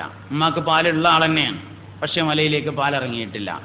എന്നാൽ ഒരിക്കലും കുട്ടി കരഞ്ഞത് മുലപ്പാലിന് വേണ്ടിയല്ല, മറ്റെന്തോ കാരണത്താലാണ് ആ കുട്ടി കരഞ്ഞിട്ടുള്ളത്. ഒന്നുകിൽ അസുഖം കാരണമായിരിക്കാം, അല്ലെങ്കിൽ അള്ളാഹുവിനെ കുറിച്ച് കേൾക്കാൻ വേണ്ടിയായിരിക്കാം. അള്ളാഹിനെ കുറിച്ച് കേൾക്കാനാണെങ്കിൽ അള്ളാഹിനെ പറ്റി പറഞ്ഞു കൊടുക്കണം. അസുഖം കാരണമാണെങ്കിൽ അവൻ്റെ അസുഖത്തിന് അവനെ ചികിത്സിക്കണം. ഇങ്ങനെയാണ് കുട്ടികളുടെ രോഗം തിരിച്ചറിയുന്നത് തന്നെ. കാരണം കുട്ടികൾ അള്ളാഹുവിനെ തവക്കുൽ ചെയ്തിരിക്കുന്നു എന്നതാണ്.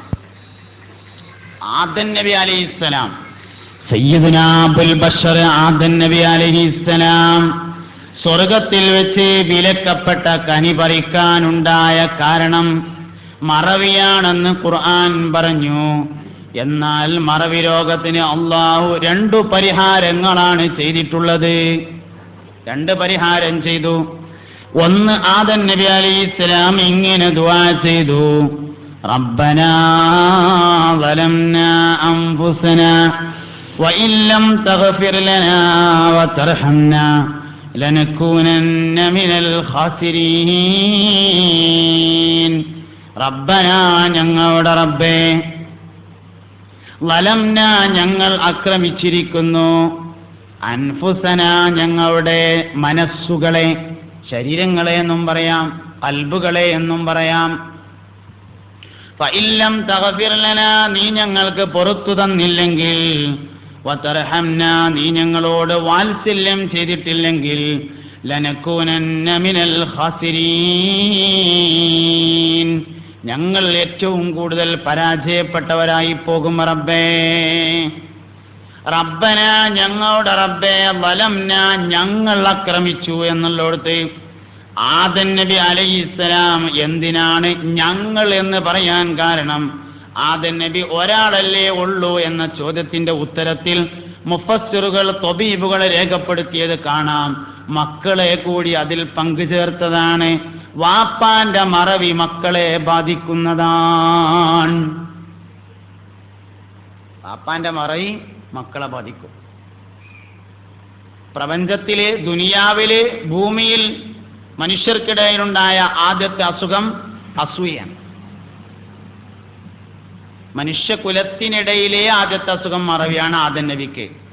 ദുനിയാവിൽ വെച്ച് മനുഷ്യർക്കിടയിൽ ആദ്യമായി ഉണ്ടായ അസുഖം മറവി പിന്നെ അസൂയാണ്. ആദം നബിയുടെ 2 മക്കള് ഹബീൽ ഖബീൽ. ഇത് ഖറബാ ഖുർബാനൻ ഫതുഖബ്ബില മിൻ അഹദിഹിമാ വലം യുതഖബ്ബൽ മിനൽ ആഖർ ഖാല ലഅഖ്തുലന്നക ഖാല ഇന്നമാ യതഖബ്ബലു അല്ലാഹു മിനൽ മുത്തഖീൻ. നബിയെ, നിങ്ങൾ അവർക്ക് പറഞ്ഞു കൊടുക്കുക. വത്ലു അലൈഹിം നബഅ ബനി ആദമ. ആദം നബി അലൈഹിസ്സലാമിന്റെ 2 മക്കളുടെ കഥ പറഞ്ഞു കൊടുക്കുക. സൂറത്ത് ഹൂദിലാണ്. വത്ലു അലൈഹിം എന്ന് പറഞ്ഞാൽ നബിയെ നിങ്ങൾ അവർക്ക് പിന്നെയും പറഞ്ഞു കൊടുക്കുക എന്നാ. തിലാവത്ത് എന്ന് പറഞ്ഞാൽ ഒരിക്കൽ പറയലല്ല, ആവർത്തിച്ച് പറഞ്ഞു കൊടുക്കണം. നബഅ ബനി ആദമ, ആദം നബി അലൈഹിസ്സലാമിന്റെ 2 മക്കളുടെ കഥ പറഞ്ഞു കൊടുക്കണം.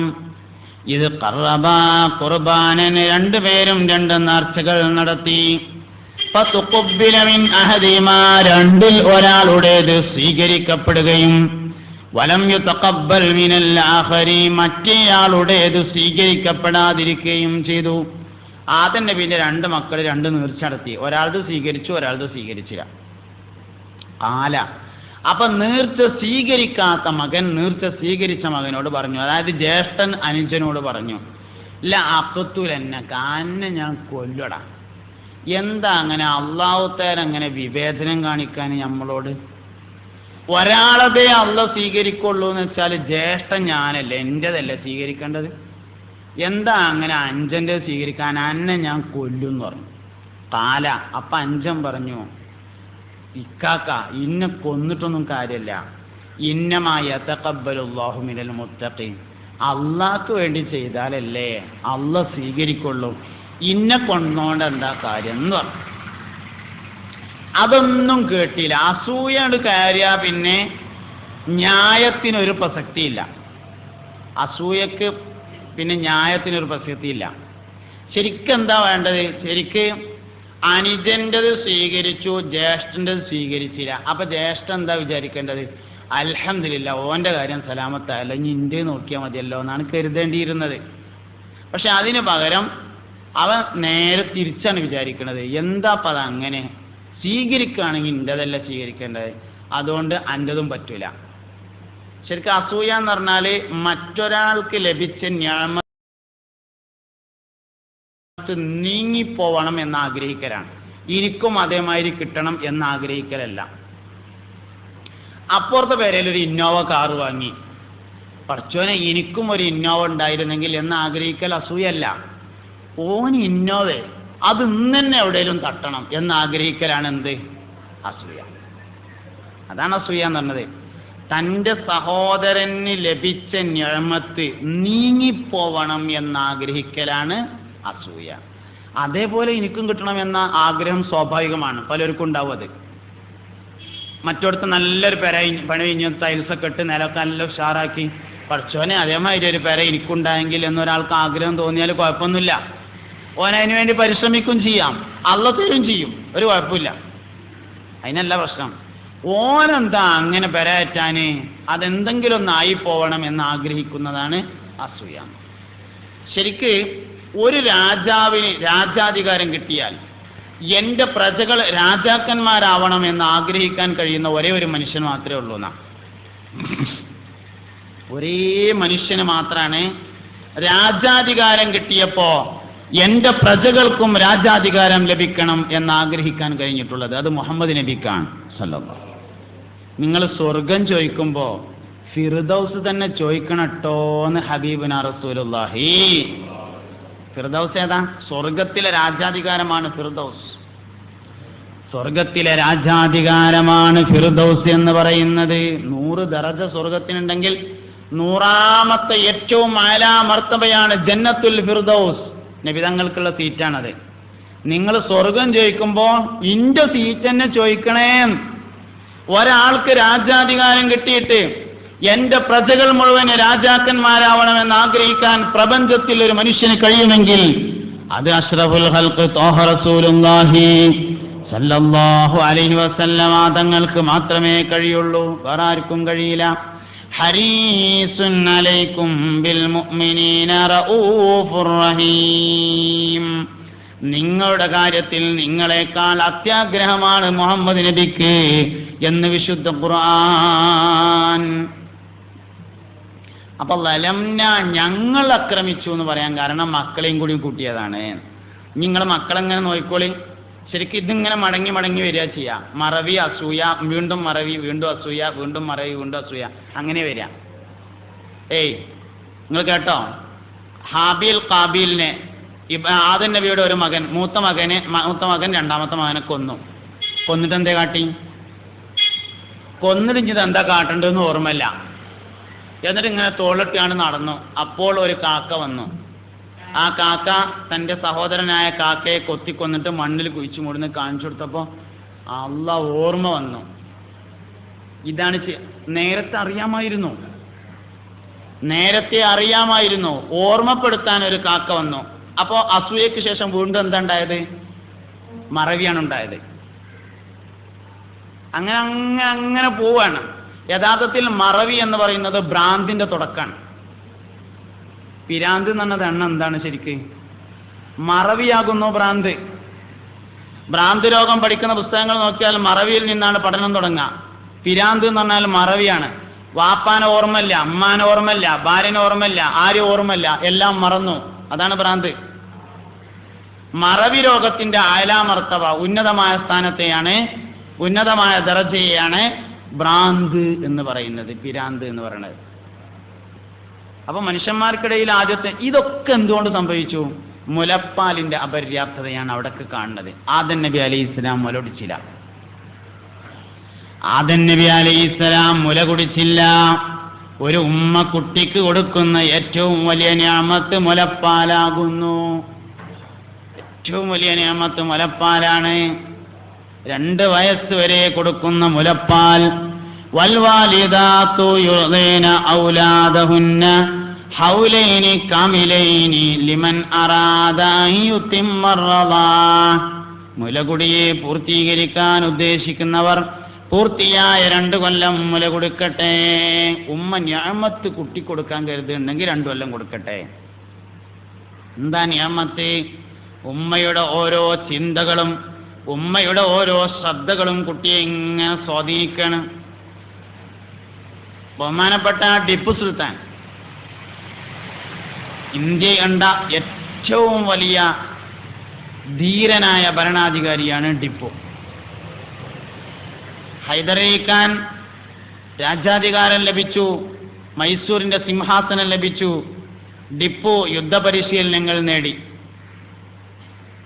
നല്ല പരിശീലകനായി, നല്ല വിദ്യാഭ്യാസം നേടി, ധാരാളം യുദ്ധങ്ങളെ ജയിച്ചടക്കി തിരിച്ചു വന്ന് ഹൈദരലിയോട് ആളുകൾ പറഞ്ഞു, നിങ്ങളുടെ മോൻ ടിപ്പു യുദ്ധത്തിൽ വലിയ മുന്നേറ്റം നടത്തുന്നു, യുദ്ധങ്ങൾ ജയിച്ചടക്കി വരുന്നു എന്ന് പറഞ്ഞപ്പോ ഹൈദരലി ഖാൻ പറഞ്ഞു അത്രേ, അവന്റെ ഉമ്മ അവന് ഒരിക്കൽ പോലും വൃത്തിയില്ലാതെ മുല കൊടുത്തിട്ടില്ല, എനിക്കതിൽ അത്ഭുതം തോന്നുന്നില്ല എന്ന്. ടിപ്പുവിന്റെ ചരിത്രം ഒരു വലിയ ചരിത്രമാണ്. ഹൈദരലിക്ക് മക്കൾ ഉണ്ടായിരുന്നില്ല. അങ്ങനെ മൈസൂരിന്റെ പ്രാന്തപ്രദേശത്തുള്ള ടിപ്പു മസ്താൻ ഔലിയ എന്ന ഒരാളുടെ അടുക്കൽ ചെന്ന് അദ്ദേഹത്തിന്റെ ഖബർ സിയാറത്ത് ചെയ്ത് ദുആ ചെയ്തു. ആ ദുആ ചെയ്ത് മടങ്ങി വന്നതിന് ശേഷമാണ് ഉമ്മ ടിപ്പുവിനെ ഗർഭം ധരിക്കുന്നത്. ടിപ്പു മസ്താൻ ഔലിയയുടെ ഖബർ സിയാറത്ത് ചെയ്തതിന് ശേഷം കിട്ടിയ കുട്ടിയായതുകൊണ്ട് അദ്ദേഹത്തിനുള്ള സ്മരണ നിലനിർത്താൻ വേണ്ടിയാണ് ടിപ്പു എന്ന് പേരിടുന്നത്. നമ്മളൊരു പേര് കുട്ടിക്കിടുമ്പോൾ എന്താണോ ഉദ്ദേശിച്ചത് അത് ആ കുട്ടിയെ കൊണ്ട് നേടാം. നബി സല്ലല്ലാഹു അലൈഹി വസല്ലം തങ്ങൾക്ക് പേരിട്ടതിനെ കുറിച്ച് അബ്ദുൽ മുത്തലിബിനോട് ഖുറൈശികൾ ചോദിച്ചു. മുഹമ്മദ് എന്ന് പേരിട്ടു നബി തങ്ങൾക്ക് സല്ലല്ലാഹു അലൈഹി വസല്ലം. അപ്പൊ അബ്ദുൽ മുത്തലിബിനോട് ആളുകൾ ചോദിച്ചു, എന്താ നിങ്ങൾ ഇങ്ങനൊരു പേരിട്ടത്? അബ്ദുൽ മുത്തലിബ് പറഞ്ഞു, അറത്തു അൻ യഹ്മിദഹു മൻ അലൽ ഖബ്റാഇ മുഹമ്മദൻ സമ്മഉ നബിയൽ ഹുദാ വഹുവ അഹഖുൻ നാസി ബിൽ ഹംദി صلى عليه الله ما أشرقت شمس الضحى في ذلك السعدي أردت أن يحمده من على الغبرات. പ്രപഞ്ചത്തിലെ എല്ലാ ആളുകളും ഈ കുട്ടിയെ സ്തുതിച്ചു പറയണം എന്നാണ് ഞാൻ ഉദ്ദേശിക്കുന്നത്. പേര് പോലെ വരും. നമ്മളൊരു കുട്ടിക്ക് എന്തുദ്ദേശത്തിലാണ് പേരിട്ടത്? ഗൗസുൽ-ആലമിന്റെ പേരായിക്കോട്ടെ എന്നുള്ള നിലയിൽ മുഹിയുദ്ദീൻ ഇട്ടതാണോ? എന്നാൽ ആ കുട്ടി കൊണത്ത് പിടിക്കും. സിദ്ദീഖ് റളിയല്ലാഹു അൻഹുവിന്റെ പേരായിക്കോട്ടെ എന്നുള്ള നിലയിൽ അബൂബക്കർ എന്നിട്ടിട്ടുണ്ടോ? എന്നാൽ ആ കുട്ടി സത്യസന്ധനും വിശ്വസ്തനുമായിരിക്കും. പേരിനനുസരിച്ച് തന്നെയാണ് ഒരു കുട്ടി. ഉമർ റളിയല്ലാഹു അൻഹു അടുക്കൽ ഒരാൾ വന്നു, ഈ ചെറുക്ക് എത്ര ആയാലും പറഞ്ഞാൽ കേൾക്കൂലാർന്നു. അനുസരണന്നല്ലേ ഈ കുട്ടി പറഞ്ഞു. ഉമർ റളിയല്ലാഹു അൻഹു ചോദിച്ചു, ഓൻ എന്തേ പേരിട്ടെന്ന് ചോദിച്ചു. പേര് ജുആൽ എന്നാണ് ഇട്ടത് പറഞ്ഞു. ആ എന്നാ പറഞ്ഞാൽ കേൾക്കൂലാർന്നു. ജുആൽ എന്ന് പറഞ്ഞാൽ വണ്ട് എന്നാണ് അർത്ഥം. വണ്ട് എന്ന കുട്ടിക്ക് പേരിട്ടിട്ട് പിന്നെ ആ കുട്ടി പറഞ്ഞാൽ കേൾക്കുമോ? നമ്മളും ചിലപ്പോൾ അങ്ങനെ തന്നെ ഉണ്ടല്ലോ, അർത്ഥമൊന്നും നോക്കാതെ. ഞാൻ അർത്ഥമൊക്കെ നോക്കിയാലും എന്ത് ലക്ഷ്യത്തിലാണ് ഇടുന്നത് എന്നതാണ് തീരുമാനിക്കപ്പെടേണ്ടത്. മുഹമ്മദ് എന്ന് പേരിടുന്നു. മുഹമ്മദ് നബി സല്ലല്ലാഹു അലൈഹി വസല്ലമ തങ്ങളുടെ പേര് എന്ന ലക്ഷ്യത്തിൽ തന്നെ ഇടണം. വല്യപ്പാന്റെ പേര് അതായിരുന്നു. അപ്പൊ പിന്നെ വല്യപ്പ മരിച്ചു പോയില്ലേ, അപ്പൊ ഒരു ഓർമ്മക്ക് കടക്കട്ടെ എന്ന നിലയിലാണെങ്കിൽ ഓർമ്മക്ക് കടക്കും എന്നല്ലാതെ പ്രത്യേകിച്ച് കാര്യമൊന്നും ഉണ്ടാവില്ല. അല്ല, വല്യപ്പ കാര്യപ്പെട്ട ആളാണെങ്കിൽ പ്രശ്നമില്ല. എന്ത് ലക്ഷ്യത്തിൽ എന്നതാണ് പ്രധാനം. നമ്മൾ എന്ത് ലക്ഷ്യത്തിലാണ് ഓരോ പേരിടുമ്പോഴോ ശ്രദ്ധിക്കണം. ഈ പേര് ഞാൻ എന്ത് ലക്ഷ്യത്തിലാണ് ഇടുന്നത്? അർത്ഥം നോക്കിയിട്ടാണെങ്കിൽ കുഴപ്പമില്ല. എന്തർത്ഥത്തിലാണ് ഇടുന്നത്? ഒരു പേര് നാലർത്ഥമുണ്ട്. അതിൽ ഏതർത്ഥത്തിലാണ് നീ ഇടുന്നത് എന്നതാണ് പ്രശ്നം. അപ്പോൾ പിന്നെന്താ പറയാൻ കാരണം വെച്ചാൽ ടിപ്പു മസ്താൻ ഔലിയയുടെ ഖബർ സിയാറത്ത് ചെയ്ത് അങ്ങനെ ടിപ്പു എന്ന് പേരിട്ടു. ആ കുട്ടി അതിനനുസരിച്ച് വളർന്നു. ആ ഉമ്മ അതിനനുസരിച്ച് നോക്കുകയും ചെയ്തു. 2 മക്കള്, ടിപ്പു അബ്ദുൽ കരീം എന്നീ 2 മക്കളുള്ള സമയത്ത് ടിപ്പുവിന്റെ മാതാവ് മരണപ്പെട്ടിരുന്നു. പിന്നെ ഹൈദരലി ഖാൻ 2ാമത് കല്യാണം കഴിച്ച് അവരാണ് ടിപ്പുവിനെയും അബ്ദുൽ കരീമിനെയും പിന്നീട് നോക്കി വളർത്തിയിട്ടുള്ളത്. അപ്പോ ടിപ്പു യുദ്ധങ്ങൾ അടക്കി വന്നു എന്നറിഞ്ഞപ്പോ ഹൈദരലി ഖാൻ പറഞ്ഞു, അത്ര എനിക്കതിൽ അത്ഭുതം തോന്നുന്നില്ല. കാരണം ഇവന്റെ ഉമ്മ ഇവനെ ശുദ്ധിയില്ലാതെ വൃത്തിയില്ലാതെ മുല കൊടുത്തിട്ടില്ല എന്ന് പറയുകയുണ്ടായി. അപ്പൊ നമ്മളെ കുട്ടികളെ മിക്കവാറും പ്രശ്നങ്ങളൊക്കെ ഉമ്മമാർ മുല കൊടുക്കുന്നതിൽ ഉള്ള അശ്രദ്ധ കാരണം വരുന്നതാണ്. ഒരു കുട്ടി നേരാവാൻ ഉമ്മ ആദ്യം ചെയ്യേണ്ടത് മുല കൊടുക്കൽ ക്ലിയർ ആക്കലാണ്. വേറെ ഒന്നും വേണ്ട. മുല ഇങ്ങനെ കൊടുത്തുകൊണ്ടിരിക്കുമ്പോ അല്ലാഹുവേ എൻ്റെ ഈ കുട്ടിനെ നീ ഒരു ഹാഫിളാക്കണേ, ഒരു ആലിമാക്കണേ, അങ്ങനെ ഉമ്മ എന്തൊക്കെ സങ്കല്പിക്കുമോ അതൊക്കെ കുട്ടിയുടെ ജീവിതത്തിൽ ഇങ്ങനെ വരും. അപ്പൊ സ്വാഭാവികമായി എൻ്റെ ഉമ്മ എനിക്ക് മുല തരുമ്പോൾ കുറേ ആളുകൾക്ക് മുമ്പിൽ നിന്നിങ്ങനെ പ്രസംഗിക്കുന്ന ഒരു കുട്ടിയെ മനസ്സിൽ കണ്ടിട്ടുണ്ട്. അതാണ് നിങ്ങളുടെ മുമ്പിൽ ഞാൻ പ്രസംഗിക്കുന്നതിൻ്റെ കാരണം, വേറൊന്നുമല്ല. എൻ്റെ ഉമ്മ എനിക്ക് മുല തരുന്ന സമയത്ത് എൻ്റെ ഉമ്മ മരിച്ചു പോയിട്ടുണ്ട്. അള്ളാഹു മഗ്ഫിറത്തും റഹ്മത്തും കൊടുക്കട്ടെ. സ്വർഗത്തിൽ അവരെയും നമ്മളെയും ഒരുമിച്ച് കൂട്ടി തരട്ടെ. അപ്പം എൻ്റെ ഉമ്മ എനിക്ക് ഉറപ്പാണ്, എൻ്റെ ഉമ്മ എനിക്ക് മുല തരുന്ന സമയത്ത് ആളുകൾക്ക് മുമ്പിൽ ഇങ്ങനെ നിന്ന് പ്രസംഗിക്കുന്ന ഒരു മകനെ, ഒരു കുട്ടിയെ മനസ്സുകൊണ്ട് വിചാരിച്ചു. ഞാൻ എപ്പോഴും പറയാറുണ്ട്, ഒരു കുട്ടി ആൺകുട്ടിയാണെങ്കിൽ ഉമ്മാന്റെ ബാക്കിൽ നിന്ന് മയ്യത്ത് നിസ്കരിക്കുന്നത് വരേക്കും സങ്കല്പിക്കാം. ആ ഉമ്മ മരിച്ചിറക്കുമ്പോൾ ആ കുട്ടി ഉമ്മാന്റെ ബാക്കിൽ നിന്ന് മയ്യത്ത് നിസ്കരിക്കും. കുട്ടി എന്താവണം എന്നത് ഉമ്മയുടെ സങ്കല്പമാണ്. എന്താവണം എന്ന് ഉമ്മ തീരുമാനിക്കണം തന്നെയാണ് കുട്ടി. ദുനിയാവിൽ പ്രസിദ്ധരായ എല്ലാവരെയും ഉമ്മ നോക്കിയതാണ്. പ്രസിദ്ധൻ മുഹമ്മദ് നബി സല്ലല്ലാഹു അലൈഹി വസല്ലം തങ്ങളെ വരെ ഉമ്മയെല്ലാം നോക്കിയത്. പാപ്പ ജനിക്കുന്നതിന് മുമ്പ് മരിച്ചില്ലേ അബ്ദുള്ള, ഉമ്മയാണല്ലോ നോക്കിയത്. അതും ദീർഘനാൾ നോക്കിയിട്ടില്ല, 6 വയസ്സ് വരെ നോക്കിയിട്ടുള്ളൂ. ഒരു കുട്ടിയുടെ എല്ലാ കാര്യങ്ങളും 6 വയസ്സാകുമ്പോഴേക്ക് തീരുമാനിക്കപ്പെടും. എല്ലാ കാര്യവും 6 വയസ്സാകുമ്പോഴേക്ക് തീരുമാനിക്കപ്പെടും. അതുകൊണ്ട് 6 വയസ്സ് വരെ നോക്കിയാൽ മതി എന്നതുകൊണ്ടാണ് 6 വയസ്സ് കഴിഞ്ഞപ്പോൾ ഉമ്മയെ അള്ളാഹു കൊണ്ടുപോകുന്നത്. ഈ ദുനിയാവിൽ അല്ലാഹു റബ്ബുൽ ഇസ്സത്ത് ഏറ്റവും കൂടുതൽ റഹ്മത്ത് ചെയ്തത് ആർക്കാണ്? ഏറ്റവും കൂടുതൽ റഹ്മത്ത് ചെയ്തത് മുഹമ്മദ് നബി സല്ലല്ലാഹു അലൈഹി വസല്ലം തങ്ങൾക്കാണ്. അതുകൊണ്ട് ഒരു ഉമ്മ ഒരു കുട്ടിനെ എത്ര കാലം നോക്കണ്ടുള്ളൂ? മാക്സിമം 6 കൊല്ലം. അതുകൊണ്ട് 6 കൊല്ലം കഴിഞ്ഞപ്പോൾ ഉമ്മാൻ അല്ലാഹു തആല കൊണ്ടുപോയി. ഇനി ആവശ്യമില്ല. എന്തായി?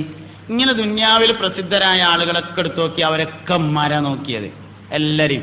ഗൗസുൽ ആലം സുൽത്താൻ മുഹിയുദ്ദീൻ അബ്ദുൽ ഖാദിർ ജിലാനി നന്നാവണം എന്ന് ആഗ്രഹിക്കാത്ത ആരുമില്ല. എല്ലാവർക്കും ഉള്ളൊരാഗ്രഹമാണ് മക്കൾ നന്നാവണം. പക്ഷെ അതിനെന്താണ് ചെയ്യേണ്ടത് എന്നുള്ളിടത്താണ് പലപ്പോഴും പ്രശ്നം. ഒരുപാട് കാര്യങ്ങളുണ്ട്. ഞാനൊരു പോയിന്റ് എടുക്കുക എന്നുള്ളതാണ്.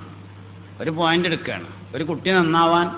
പക്ഷെ ഇത് മാത്രം ശ്രദ്ധിച്ചാൽ തന്നെ മതി, കുട്ടിയാരാവും. വേറൊരുപാടുണ്ട്. ഈ ഒരൊറ്റ കാര്യം, മുലയൂട്ടലുമായി ബന്ധപ്പെട്ട് ഉമ്മയും കുട്ടിയും തമ്മിലുള്ള ബന്ധം ശരിയാക്കിയാൽ തന്നെ കുട്ടി നല്ല കുട്ടിയാവും, സ്വാലിഹാവും, നല്ല ഓർമ്മശക്തി ഉണ്ടാവും, നല്ല ബുദ്ധിശക്തി ഉണ്ടാവും, നല്ല തൻ്റെ ഇടമുണ്ടായിരിക്കും, സ്വാലിഹായ മനുഷ്യനായിട്ട് വളരും. പക്ഷെ എന്ത് വേണം? മുലയൂട്ടുന്ന സമയത്ത് ഈ കുട്ടി അങ്ങനെ ആകുന്നതായി ഉമ്മ സങ്കല്പിക്കണം. ഉമ്മാൻ്റെ മനസ്സിൽ അതിപ്പോൾ കുട്ടികൾ വലുതായിരം ഉസ്താദ് ഇനിയിപ്പോൾ എന്താ കാട്ടുക എന്ന് ചോദിച്ചാൽ എന്താ മറുപടി? ഇനി ഉമ്മ ഒഴിഞ്ഞിരുന്ന് എന്തായാലും നിങ്ങളുടെ കുട്ടി നിങ്ങൾക്ക് എപ്പോഴും ചെറു തന്നെയാണ്. അതുകൊണ്ട് ആ കുട്ടിയുടെ ചെറുപ്പത്തിൽ നിങ്ങളുടെ മടിയിൽ കിടന്ന് ഇങ്ങനെ മുലയൊടിക്കുന്ന ആ പ്രായത്തിലുള്ള കുട്ടിയെ മനസ്സിൽ സങ്കല്പിക്കുക. മനസ്സിൽ സങ്കല്പിച്ച് ആ കുട്ടിക്ക് മുല കൊടുക്കുന്നതായി മനസ്സുകൊണ്ട് ഇങ്ങനെ കണ്ടിട്ട് ആ കുട്ടികൾക്ക് വേണ്ടി ദുആ ചെയ്യാം. ഒരു ഉമ്മയുടെ ദുആയോളം കുട്ടിക്ക് ഉപകാരമുള്ള വേറൊരു സാധനം ഉണ്ടാവില്ല. ഉമ്മയുടെ ദുആയാണ് കുട്ടിക്ക് ഏറ്റവും കൂടുതൽ എഫക്റ്റ് ഉള്ളത്. അതിലേറ്റവും പ്രധാനമായി ആദ്യം ശ്രദ്ധിക്കേണ്ടത് തന്നെ മുലയൂട്ടുന്ന സമയത്താണ്. ബഹുമാനപ്പെട്ട ഇമാമുൽ ഹറമൈനി റളിയല്ലാഹു അൻഹു, ഷാഫി മദ്ഹബിലെ ഏറ്റവും പ്രമുഖനായ പണ്ഡിതനാണ് ഇമാമുൽ ഹറമൈനി റളിയല്ലാഹു അൻഹു. മഹാനവറുകൾ വലിയ ഖാദിയും ആലിമും മുദരിസും ധാരാളം ശിഷ്യസമ്പത്തുള്ള ആളാണ്. മഹാനവറുകൾ ഇങ്ങനെ ദർസ് നടത്തും. അപ്പം ഇങ്ങനെ ഒരുപാട് പ്രശ്നങ്ങൾ പറയാൻ വേണ്ടി ആളുകൾ വരും. അങ്ങനെ വാദിക്കുന്നവർ, എതിർവാദക്കാർ ഒക്കെ ഉണ്ടാവും. ഇതൊക്കെ കേട്ടതിന് ശേഷം തീരുമാനം പറയാൻ സമയത്ത് ഇമാം ഹറമൈനിക്ക് ചെറുതായിട്ടൊന്ന് തല കറങ്ങും. അപ്പോൾ ശിഷ്യന്മാർ ഇതിങ്ങനെ ഒരുപാട് തവണ ആവർത്തിച്ച് കണ്ടപ്പോൾ ഒരു ദിവസം ഉസ്താദിനോട് ചോദിച്ചു, ഉസ്താദേ എന്താ നിങ്ങൾക്ക് ഇങ്ങനെ എപ്പോഴും തല കറങ്ങുന്നതിൻ്റെ കാരണം എന്ന് ചോദിച്ചു. അപ്പോൾ മഹാനായ ഇമാമുൽ ഹറമൈനി റളിയല്ലാഹു അൻഹു പറഞ്ഞു, എൻ്റെ അരുമ ശിഷ്യന്മാരെ, എൻ്റെ ഉപ്പ എഴുത്തു തൊഴിലാളിയായിരുന്നു. മുസ്ഹഫ് എഴുതി കൊടുക്കുക, എന്നിട്ട് അയിമന്ന് ഇങ്ങനെ എന്തെങ്കിലുമൊക്കെ ആൾക്കാർ ഹദിയയായി വല്ലതും കൊടുക്കും. അതുകൊണ്ട് അങ്ങനെ ജീവിച്ചു പോണ ഒരാളായിരുന്നു. മുസ്ഹഫ് എഴുതി കൊടുത്ത് ലഭിച്ച ഹലാലായ വരുമാനം കൊണ്ടാണ് എൻ്റെ ഉമ്മയെ കല്യാണം കഴിച്ചത്. അതിൽ നിന്നാണ് എൻ്റെ ഉമ്മയും ഉപ്പയും ഭക്ഷണം കഴിച്ചത്. അങ്ങനെ ഞങ്ങൾ ഇങ്ങനെ ജീവിച്ചു പോന്നു. ഉമ്മയുടെ വയറ്റിൽ ഞാൻ ജീവിക്കുന്ന കാലത്ത് എൻ്റെ ഉമ്മയും ഉപ്പയും എന്നെ നല്ലോണം ശ്രദ്ധിച്ചു. ഞാൻ ഭൂമിയിലേക്ക് വന്ന സമയത്ത് എൻ്റെ ഉപ്പ എന്നെ ഉമ്മയോട് പറഞ്ഞുമോ, മോളെ, നമ്മുടെ മോന് നീയല്ലാതെ മറ്റാരും മുല കൊടുക്കരുതേ എന്ന് പറഞ്ഞിരുന്നു. ഒരു ദിവസം എൻ്റെ ഉമ്മ സ്ഥലത്തില്ലാത്ത സമയത്ത് ഞാൻ വാവിട്ട് കരഞ്ഞു. പരിസരത്തെ വീട്ടിൽ നിന്ന് ഓടി വന്ന ഒരു സ്ത്രീ എൻ്റെ കരച്ചിൽ കേട്ടപ്പോ എനിക്കവർ മുല തരികയും ഞാൻ ആ മുല കുടിക്കുകയും ചെയ്തു. പിതാവ് തിരിച്ചു വന്നപ്പോ അന്യ ഒരു സ്ത്രീയുടെ മുല ഞാൻ കുടിച്ചു എന്നറിഞ്ഞ് എൻ്റെ കാലുകൾ മുകളിലേക്ക് പിടിച്ച് വായിൽ കൈയിട്ട് എന്നെ ഛർദിപ്പിച്ചു. പക്ഷേ ആ മുലപ്പാലിൽ നിന്ന് അല്പം എൻ്റെ ആമാശയത്തിൽ ബാക്കി നിന്നു. പ്രധാനപ്പെട്ട വിധികൾ പറയാൻ സമയത്ത് എനിക്ക് തലകറക്കം അനുഭവപ്പെടുന്നതിൻ്റെ കാരണം ആ മുലപ്പാലാണെന്ന് സയ്യിദുനാ ഇമാമുൽ ഹറമൈനി റളിയല്ലാഹു. അതാണ് മുലപ്പാലിൻ്റെ ഗുണം എന്ന് പറയുന്നത്. ഒരു ഉമ്മ ഒരു കുട്ടിക്ക് ആകെ ചെയ്തു കൊടുക്കേണ്ടത് നല്ല നിലക്ക് മുല കൊടുക്കുക എന്നുള്ളത് മാത്രം. വലത്തെ കയ്യിലെടുത്ത് കുട്ടി കേൾക്കുന്ന തരത്തിൽ ബിസ്മില്ലാഹിർ റഹ്മാനിർ റഹീം എന്ന് ചൊല്ലി സുബ്ഹാനല്ലാഹ് സുബ്ഹാനല്ലാഹ് എന്നിങ്ങനെ പറഞ്ഞുകൊണ്ട് അള്ളാഹുവിനെ കുറിച്ച് ചിന്തിച്ച് വലിയൊരു ആലിമാകുന്നത്, ഒരു ഹാഫിളാകുന്നത്, ഒരു സ്വാലിഹാകുന്നത്, ഉമ്മാക്കും ഉപ്പാക്കും വേണ്ടി ദുആ ചെയ്യുന്നതൊക്കെ മനസ്സിൽ ഇങ്ങനെ കണ്ടിട്ട് മുലകൊടുക്കുക. അതിന് ഏറ്റവും പറ്റിയ സമയം സുബ്ഹിന്റെ അല്പം മുമ്പുള്ള സമയമാണ്. എല്ലാ മുല കുടിക്കുന്ന കുട്ടികളും സുബ്ഹിന്റെ മുമ്പ് ഉണരും. എല്ലാ മുല കുടിക്കുന്ന കുട്ടികളും. നിങ്ങൾ ഇന്നാണെങ്കിൽ പെരയെ പോയിട്ട് 10 മാസത്തിൽ താഴെയുള്ള മുല കുടിക്കുന്ന മുഴുവൻ കുട്ടികളും സുബ്ഹിന്റെ മുമ്പ് ഉണർന്നിരിക്കും. എന്തിനാ ഉണരുന്നത്? മുല കുടിക്കാനാ. ഒരു ഉമ്മ ഒരു കുട്ടിക്ക് മുല കൊടുക്കേണ്ട ഏറ്റവും പ്രധാനപ്പെട്ട സമയം സുബ്ഹിയുടെ മുമ്പ്. ആ സമയത്താണ് മുഹമ്മദ് നബി ജനിച്ചത് സല്ലല്ലാഹു അലൈഹി വസല്ലം. നബി തങ്ങൾ സുബ്ഹിന്റെ മുമ്പ് ജനിക്കുക എന്നുള്ളത് അവിചാരിതമായി അങ്ങനെയാണ് സംഭവിച്ചതെന്നല്ല. മലിക്കുൽ മുലൂക്കായ രാജാതിരാജനായ അള്ളാഹുവിൻ്റെ പ്രത്യേകമായ കണക്കുകളുടെ അടിസ്ഥാനത്തിലാണത്. ഒരു മനുഷ്യന് എല്ലാ ദിവസവും പുനർജന്മമാണ്, പുതിയ ജീവിതമാണ്. ആ ജീവിതം തുടങ്ങേണ്ടത് നബി തങ്ങൾ ജീവിച്ചു തുടങ്ങിയ സമയത്താണ്. അത് സുബ്ഹിയുടെ അല്പം മുമ്പാണ്. അതുകൊണ്ട് ദുനിയാവിൽ 10 മാസത്തിൽ താഴെയുള്ള പ്രതിരോധ ശക്തിയുള്ള എല്ലാ കുട്ടികളും സുബ്ഹിന്റെ അല്പം മുമ്പ് ഉണരും. അപ്പോഴാണ് മുലയെടുക്കേണ്ടത്. അപ്പം ഉമ്മ എഴുന്നേൽക്കണം. എഴുന്നേറ്റിട്ട് നന്നായി മൂത്രമൊഴിച്ച് വൃത്തിയാവണം. ഹൈദുൻ നിഫാസും ഇല്ലെങ്കിൽ വുളൂ ചെയ്യണം. വുളൂ ചെയ്ത് മുലക്കണ്ണ് കഴുകി വൃത്തിയാക്കിയിട്ട് കസേരയിൽ പരമാവധി ഖിബിലക്ക് തിരിഞ്ഞിരുന്ന് കുട്ടിയെ വലത് കൈയിൽ എടുത്ത് കുട്ടി കേൾക്കുന്ന തരത്തിൽ ബിസ്മില്ലാഹിർ റഹ്മാനിർ റഹീം എന്ന് ചൊല്ലി മനസ്സാന്നിധ്യത്തോടുകൂടെ മുല കൊടുത്താലേ 2 കൊല്ലം മുല കൊടുക്കുക എന്നുള്ളതിലപ്പുറം ഒരു ഉമ്മ കുട്ടിക്ക് വേറെ ഒന്നും ചെയ്തു കൊടുക്കേണ്ടി വരില്ല. ആ ഉമ്മ മരിച്ച് ഖബറിലെത്തിയാലേ ആ കുട്ടി ഖബറിങ്ങ വന്ന് അസ്സലാമു അലൈക്കി യാ ഉമ്മി എന്ന് പറയാതിരിക്കൂല. 100% ഉറപ്പ്. ആ കുട്ടിനെ കൊണ്ട് ആ അമ്മക്ക് ഉപകാരമില്ലാതിരിക്കൂല. ആ കുട്ടി നന്നാവാതിരിക്കൂല. ആ കുട്ടി സ്വാലിഹാവാതിരിക്കൂല. ആ കുട്ടിയെ പിശാച് സ്വാധീനിക്കൂല. നായകൾ മൂത്രമൊഴിക്കും പോലെ റോഡ് സൈഡിൽ മൂത്രമൊഴിച്ചൊരിക്കലും ആ കുട്ടി എഴുന്നേറ്റ് പോകൂല. മുസ്ലിങ്ങൾ ജീവിക്കുന്ന പോലെ അന്തസ്സായി ജീവിക്കുകയും ഉമ്മാക്കും വാപ്പാക്കും ഉപകാരം കിട്ടുകയും ചെയ്യും. അതുകൊണ്ട് മുഅ്മിനീങ്ങളെ, ഞാൻ അവസാനിപ്പിക്കുന്നത് ഈ ഒരു സന്ദേശം നിങ്ങൾക്ക് നൽകിക്കൊണ്ടാണ്. മുല കൊടുക്കലാണ് കുട്ടികളെ സംരക്ഷിക്കുക എന്നതിലെ ഏറ്റവും പ്രധാനപ്പെട്ട ഭാഗം. ഈ നോട്ടീസ് നിങ്ങൾക്ക് കിട്ടിയിട്ടുണ്ടാവും. ഞാൻ പറഞ്ഞല്ലോ, കുട്ടികൾ അമിതമായി ദേഷ്യപ്പെടുന്നുണ്ടെങ്കിൽ അതിൻ്റെ കാരണം മുല കൊടുത്തുകൊണ്ടിരിക്കുമ്പോൾ ഉമ്മയുടെ ദേഷ്യമാണ്. ആരോടെങ്കിലും ദേഷ്യപ്പെടണം, അമ്മായിമാരോട് ദേഷ്യപ്പെട്ടു പോകുന്നുണ്ട്, ഒറ്റ കൊടുക്കലാണ്. ഇതൊക്കെ മുല കൊടുക്കുമ്പോൾ സംഭവിക്കുന്നതാണ് ഈ കാര്യങ്ങളൊക്കെ. മറ്റാരോടെങ്കിലും ദേഷ്യം തീർക്കാൻ നമ്മുടെ കുട്ടികൾക്ക് നമ്മൾ മുല കൊടുക്കരുത്. സ്നേഹിച്ചുകൊണ്ട് ചെയ്യേണ്ട ഒരമല്, ഇബാദത്താണെന്ന നിയ്യത്തോടു കൂടെ ചെയ്യേണ്ട അമല്. പ്രപഞ്ചത്തിലെ ഏറ്റവും സംശുദ്ധമായ ഇബാദത്താണ് മുല കൊടുക്കുക. നല്ല നിയ്യത്തോടുകൂടി ബിസ്മി ചൊല്ലി ചെയ്യേണ്ട ഒരു ഇബാദത്ത് മറ്റാരുടെയെങ്കിലും പേരിൽ ദേഷ്യം തീർക്കാനാവരുത്. നമുക്ക് ആരോടെങ്കിലും ദേഷ്യം വരുമ്പോൾ കുട്ടിനടുത്ത് മുല കൊടുക്കലാക്കരുത്.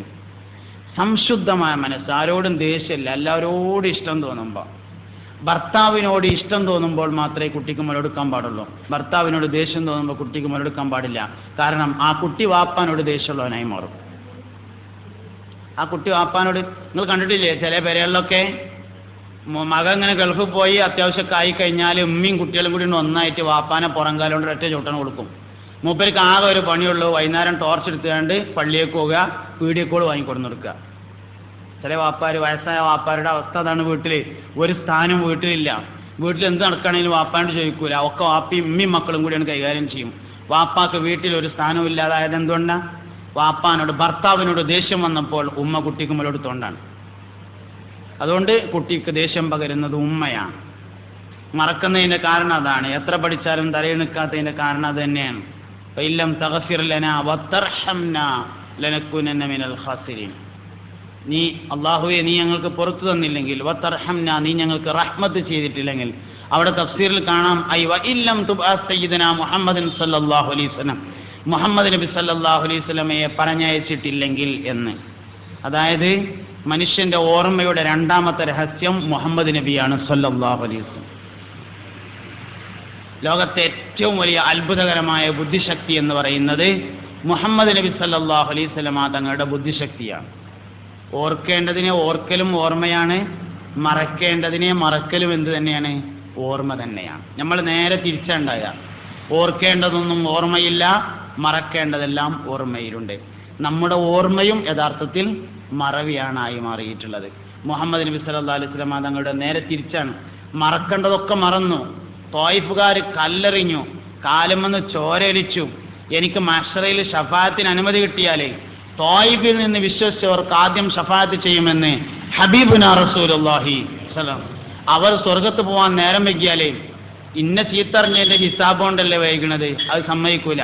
അതുകൊണ്ട് ആദ്യം ഞാൻ ത്വായിഫുകാർക്ക് വേണ്ടി ഷഫാഅത്ത് ചെയ്യുമെന്ന് മുഹമ്മദ് നബി സല്ലല്ലാഹു അലൈഹി വസല്ലമ തങ്ങൾ പറഞ്ഞിട്ടുണ്ട്. അതുകൊണ്ട് ഒരു ഉമ്മ കുട്ടിക്ക് നൽകുന്ന ഏറ്റവും വലിയ നിഅമത്ത് നന്നായി മുലയൂട്ടുക എന്നതാണ്. നന്നായി മുലയെടുക്കാൻ പറ്റിയാൽ കുട്ടിയുടെ എല്ലാ പ്രശ്നങ്ങളും പരിഹരിക്കപ്പെട്ടു എന്നതാണ്. അപ്പം മുലപ്പാൽ വർദ്ധിപ്പിക്കാൻ ആവശ്യമായ കാര്യങ്ങൾ ചെയ്യണം. മാക്സിമം മുലയൂട്ടാൻ വേണ്ടി ശ്രദ്ധിക്കണം. സുബഹിയുടെ മുമ്പ് എന്തായാലും കുട്ടികൾക്ക് മുലയെടുത്തിരിക്കണം. ഞാൻ അഥവാ ഒരു കുട്ടി ഉണർന്നിട്ടില്ലെങ്കിൽ അങ്ങനെ ഉണ്ടാവില്ല. പക്ഷെ ശീലമാകുന്നതിനനുസരിച്ച് മെല്ലെ മെല്ലെ ഉറങ്ങിത്തുടങ്ങും. നന്നായി ഉണർത്തിയതിന് ശേഷം കുട്ടിക്ക് മുല കൊടുക്കണം.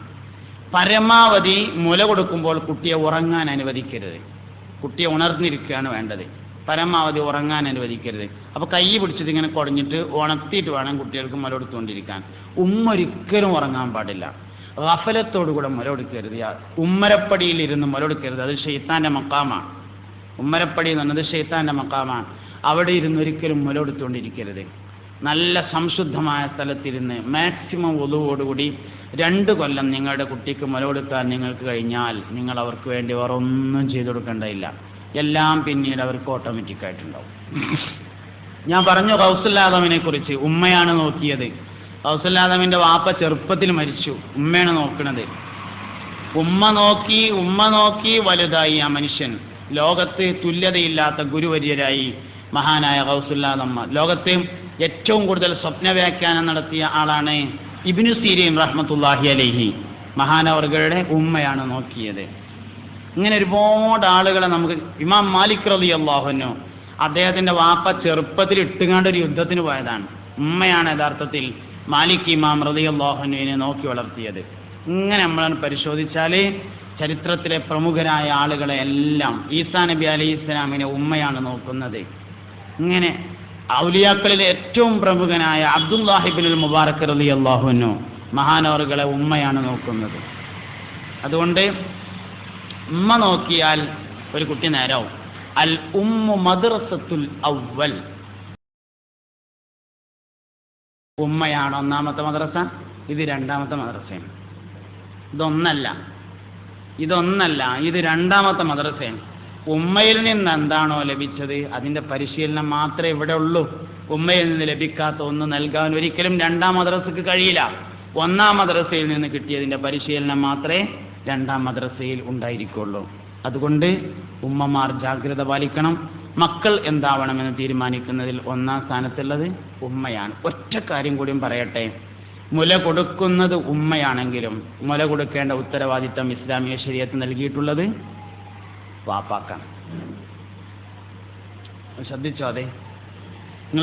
അതെ, കുട്ടിക്ക് മുല കൊടുക്കേണ്ട ഉത്തരവാദിത്തം ശരീഅത്ത് നിയമപ്രകാരം ഉമ്മാക്കല്ല, അത് വാപ്പാക്കാണ് ഉത്തരവാദിത്തമുള്ളത്. വാപ്പാന്റെ ഉത്തരവാദിത്തം ഉമ്മ നിർവഹിക്കുന്നു എന്ന് മാത്രം. മുല ഉമ്മാന്റെ അടുത്താണ്, മുലപ്പാലും ഉമ്മാന്റെ അടുത്താണ്, പക്ഷെ ഉത്തരവാദിത്തം വാപ്പാക്കാണ്. മുല കൊടുക്കുന്ന സമയത്ത് തൻ്റെ ഭാര്യയ്ക്ക് എല്ലാ നിലയിലുള്ള പിന്തുണയും നൽകാൻ ഇസ്ലാമിക ശരീഅത്ത് കണ്ടെത്തിയ ഒരു വഴിയാണ് അതിൻ്റെ ഉത്തരവാദിത്തം വാപ്പാനെ ഏൽപ്പിക്കുക എന്ന് പറഞ്ഞത്. കുട്ടിക്ക് മുലയെടുക്കുന്ന സമയത്ത് നിങ്ങളെ കുട്ടിക്ക് മുലയെടുക്കാൻ എനിക്കാവൂല, ഞാൻ പോവുക എന്ന് പറഞ്ഞിട്ട് പെണ്ണുങ്ങളാണ് പോയാൽ ഓൻ സ്വീപ്പാവണം. കാരണം ഉത്തരവാദിത്തം അവനായിരിക്കണം. അപ്പം എല്ലാ നിലക്കും പിന്തുണ കൊടുക്കാനും നന്നായി മുലയൂട്ടാനുള്ള സൗകര്യങ്ങൾ ഏർപ്പെടുത്താനും ഭർത്താവാകുന്ന കുട്ടിയുടെ വാപ്പയെ പ്രചോദിപ്പിക്കുന്നതിൻ്റെ ഭാഗമായാണ് ഇസ്ലാമിക ശരീഅത്ത് മുല കൊടുക്കാനുള്ള ഉത്തരവാദിത്തം വാപ്പയിൽ ഏൽപ്പിച്ചിട്ടുള്ളത്. അതുകൊണ്ട് ഇതുവരെ പറഞ്ഞത് ഉമ്മാനോടാണ്, ഇനി പറയാനുള്ള അവസാനത്തെ വാക്ക് വാപ്പാനോടാണ്. മുല കൊടുക്കുന്നത് ഉമ്മയാണെങ്കിലും വാപ്പാന്റെ ഉത്തരവാദിത്വത്തിലാണ് അതുള്ളത്. അതുകൊണ്ട് നിന്റെ ഭാര്യ നിന്റെ കുട്ടിക്ക് നല്ല ശ്രദ്ധയോടുകൂടെ, നല്ല ചിന്തയോടുകൂടെ, നല്ല മനസ്സോടുകൂടി മുല കൊടുക്കാൻ ആവശ്യമായ സൗകര്യങ്ങൾ എന്തൊക്കെയാണോ അത് ഏർപ്പെടുത്തുന്നതിൽ നിങ്ങൾ പരാജയപ്പെടുന്നതാണ് കുട്ടി പരാജയപ്പെടുന്നതിൻ്റെ ഒന്നാമത്തെയും രണ്ടാമത്തെയും മൂന്നാമത്തെയും അവസാനത്തെയും കാരണം എന്ന് മനസ്സിലാക്കണം. അതിനനുസരിച്ചുള്ള പ്രവർത്തനങ്ങളും നീക്കുപോക്കുകളും ഉണ്ടാവണം. അല്ലാഹു റബ്ബുൽ ഇസ്സത്ത് നമ്മുടെ എല്ലാവരുടെയും മക്കളെ സ്വാലിഹീങ്ങളിൽ ചേർക്കട്ടെ. ഉമ്മവാപ്പമാർക്ക് ഉപകാരമുള്ള മക്കളാക്കി തരട്ടെ. പറഞ്ഞതും കേട്ടതും സ്വാലിഹായ അമലായി നമ്മിൽ നിന്നും കബൂൽ ചെയ്യട്ടെ. اللهم اجعل جمعنا هذا جمعا مرحوما وتفرقنا من بعده تفرقا معصوما ولا تجعل منا ولا فينا ولا معنا شقيا ولا مطرودا ولا محروما ألف بين قلوبنا وأصلح ذات بيننا واهدنا سبل السلام ونجنا من الظلمات إلى النور آمين برحمتك يا أرحم الراحمين.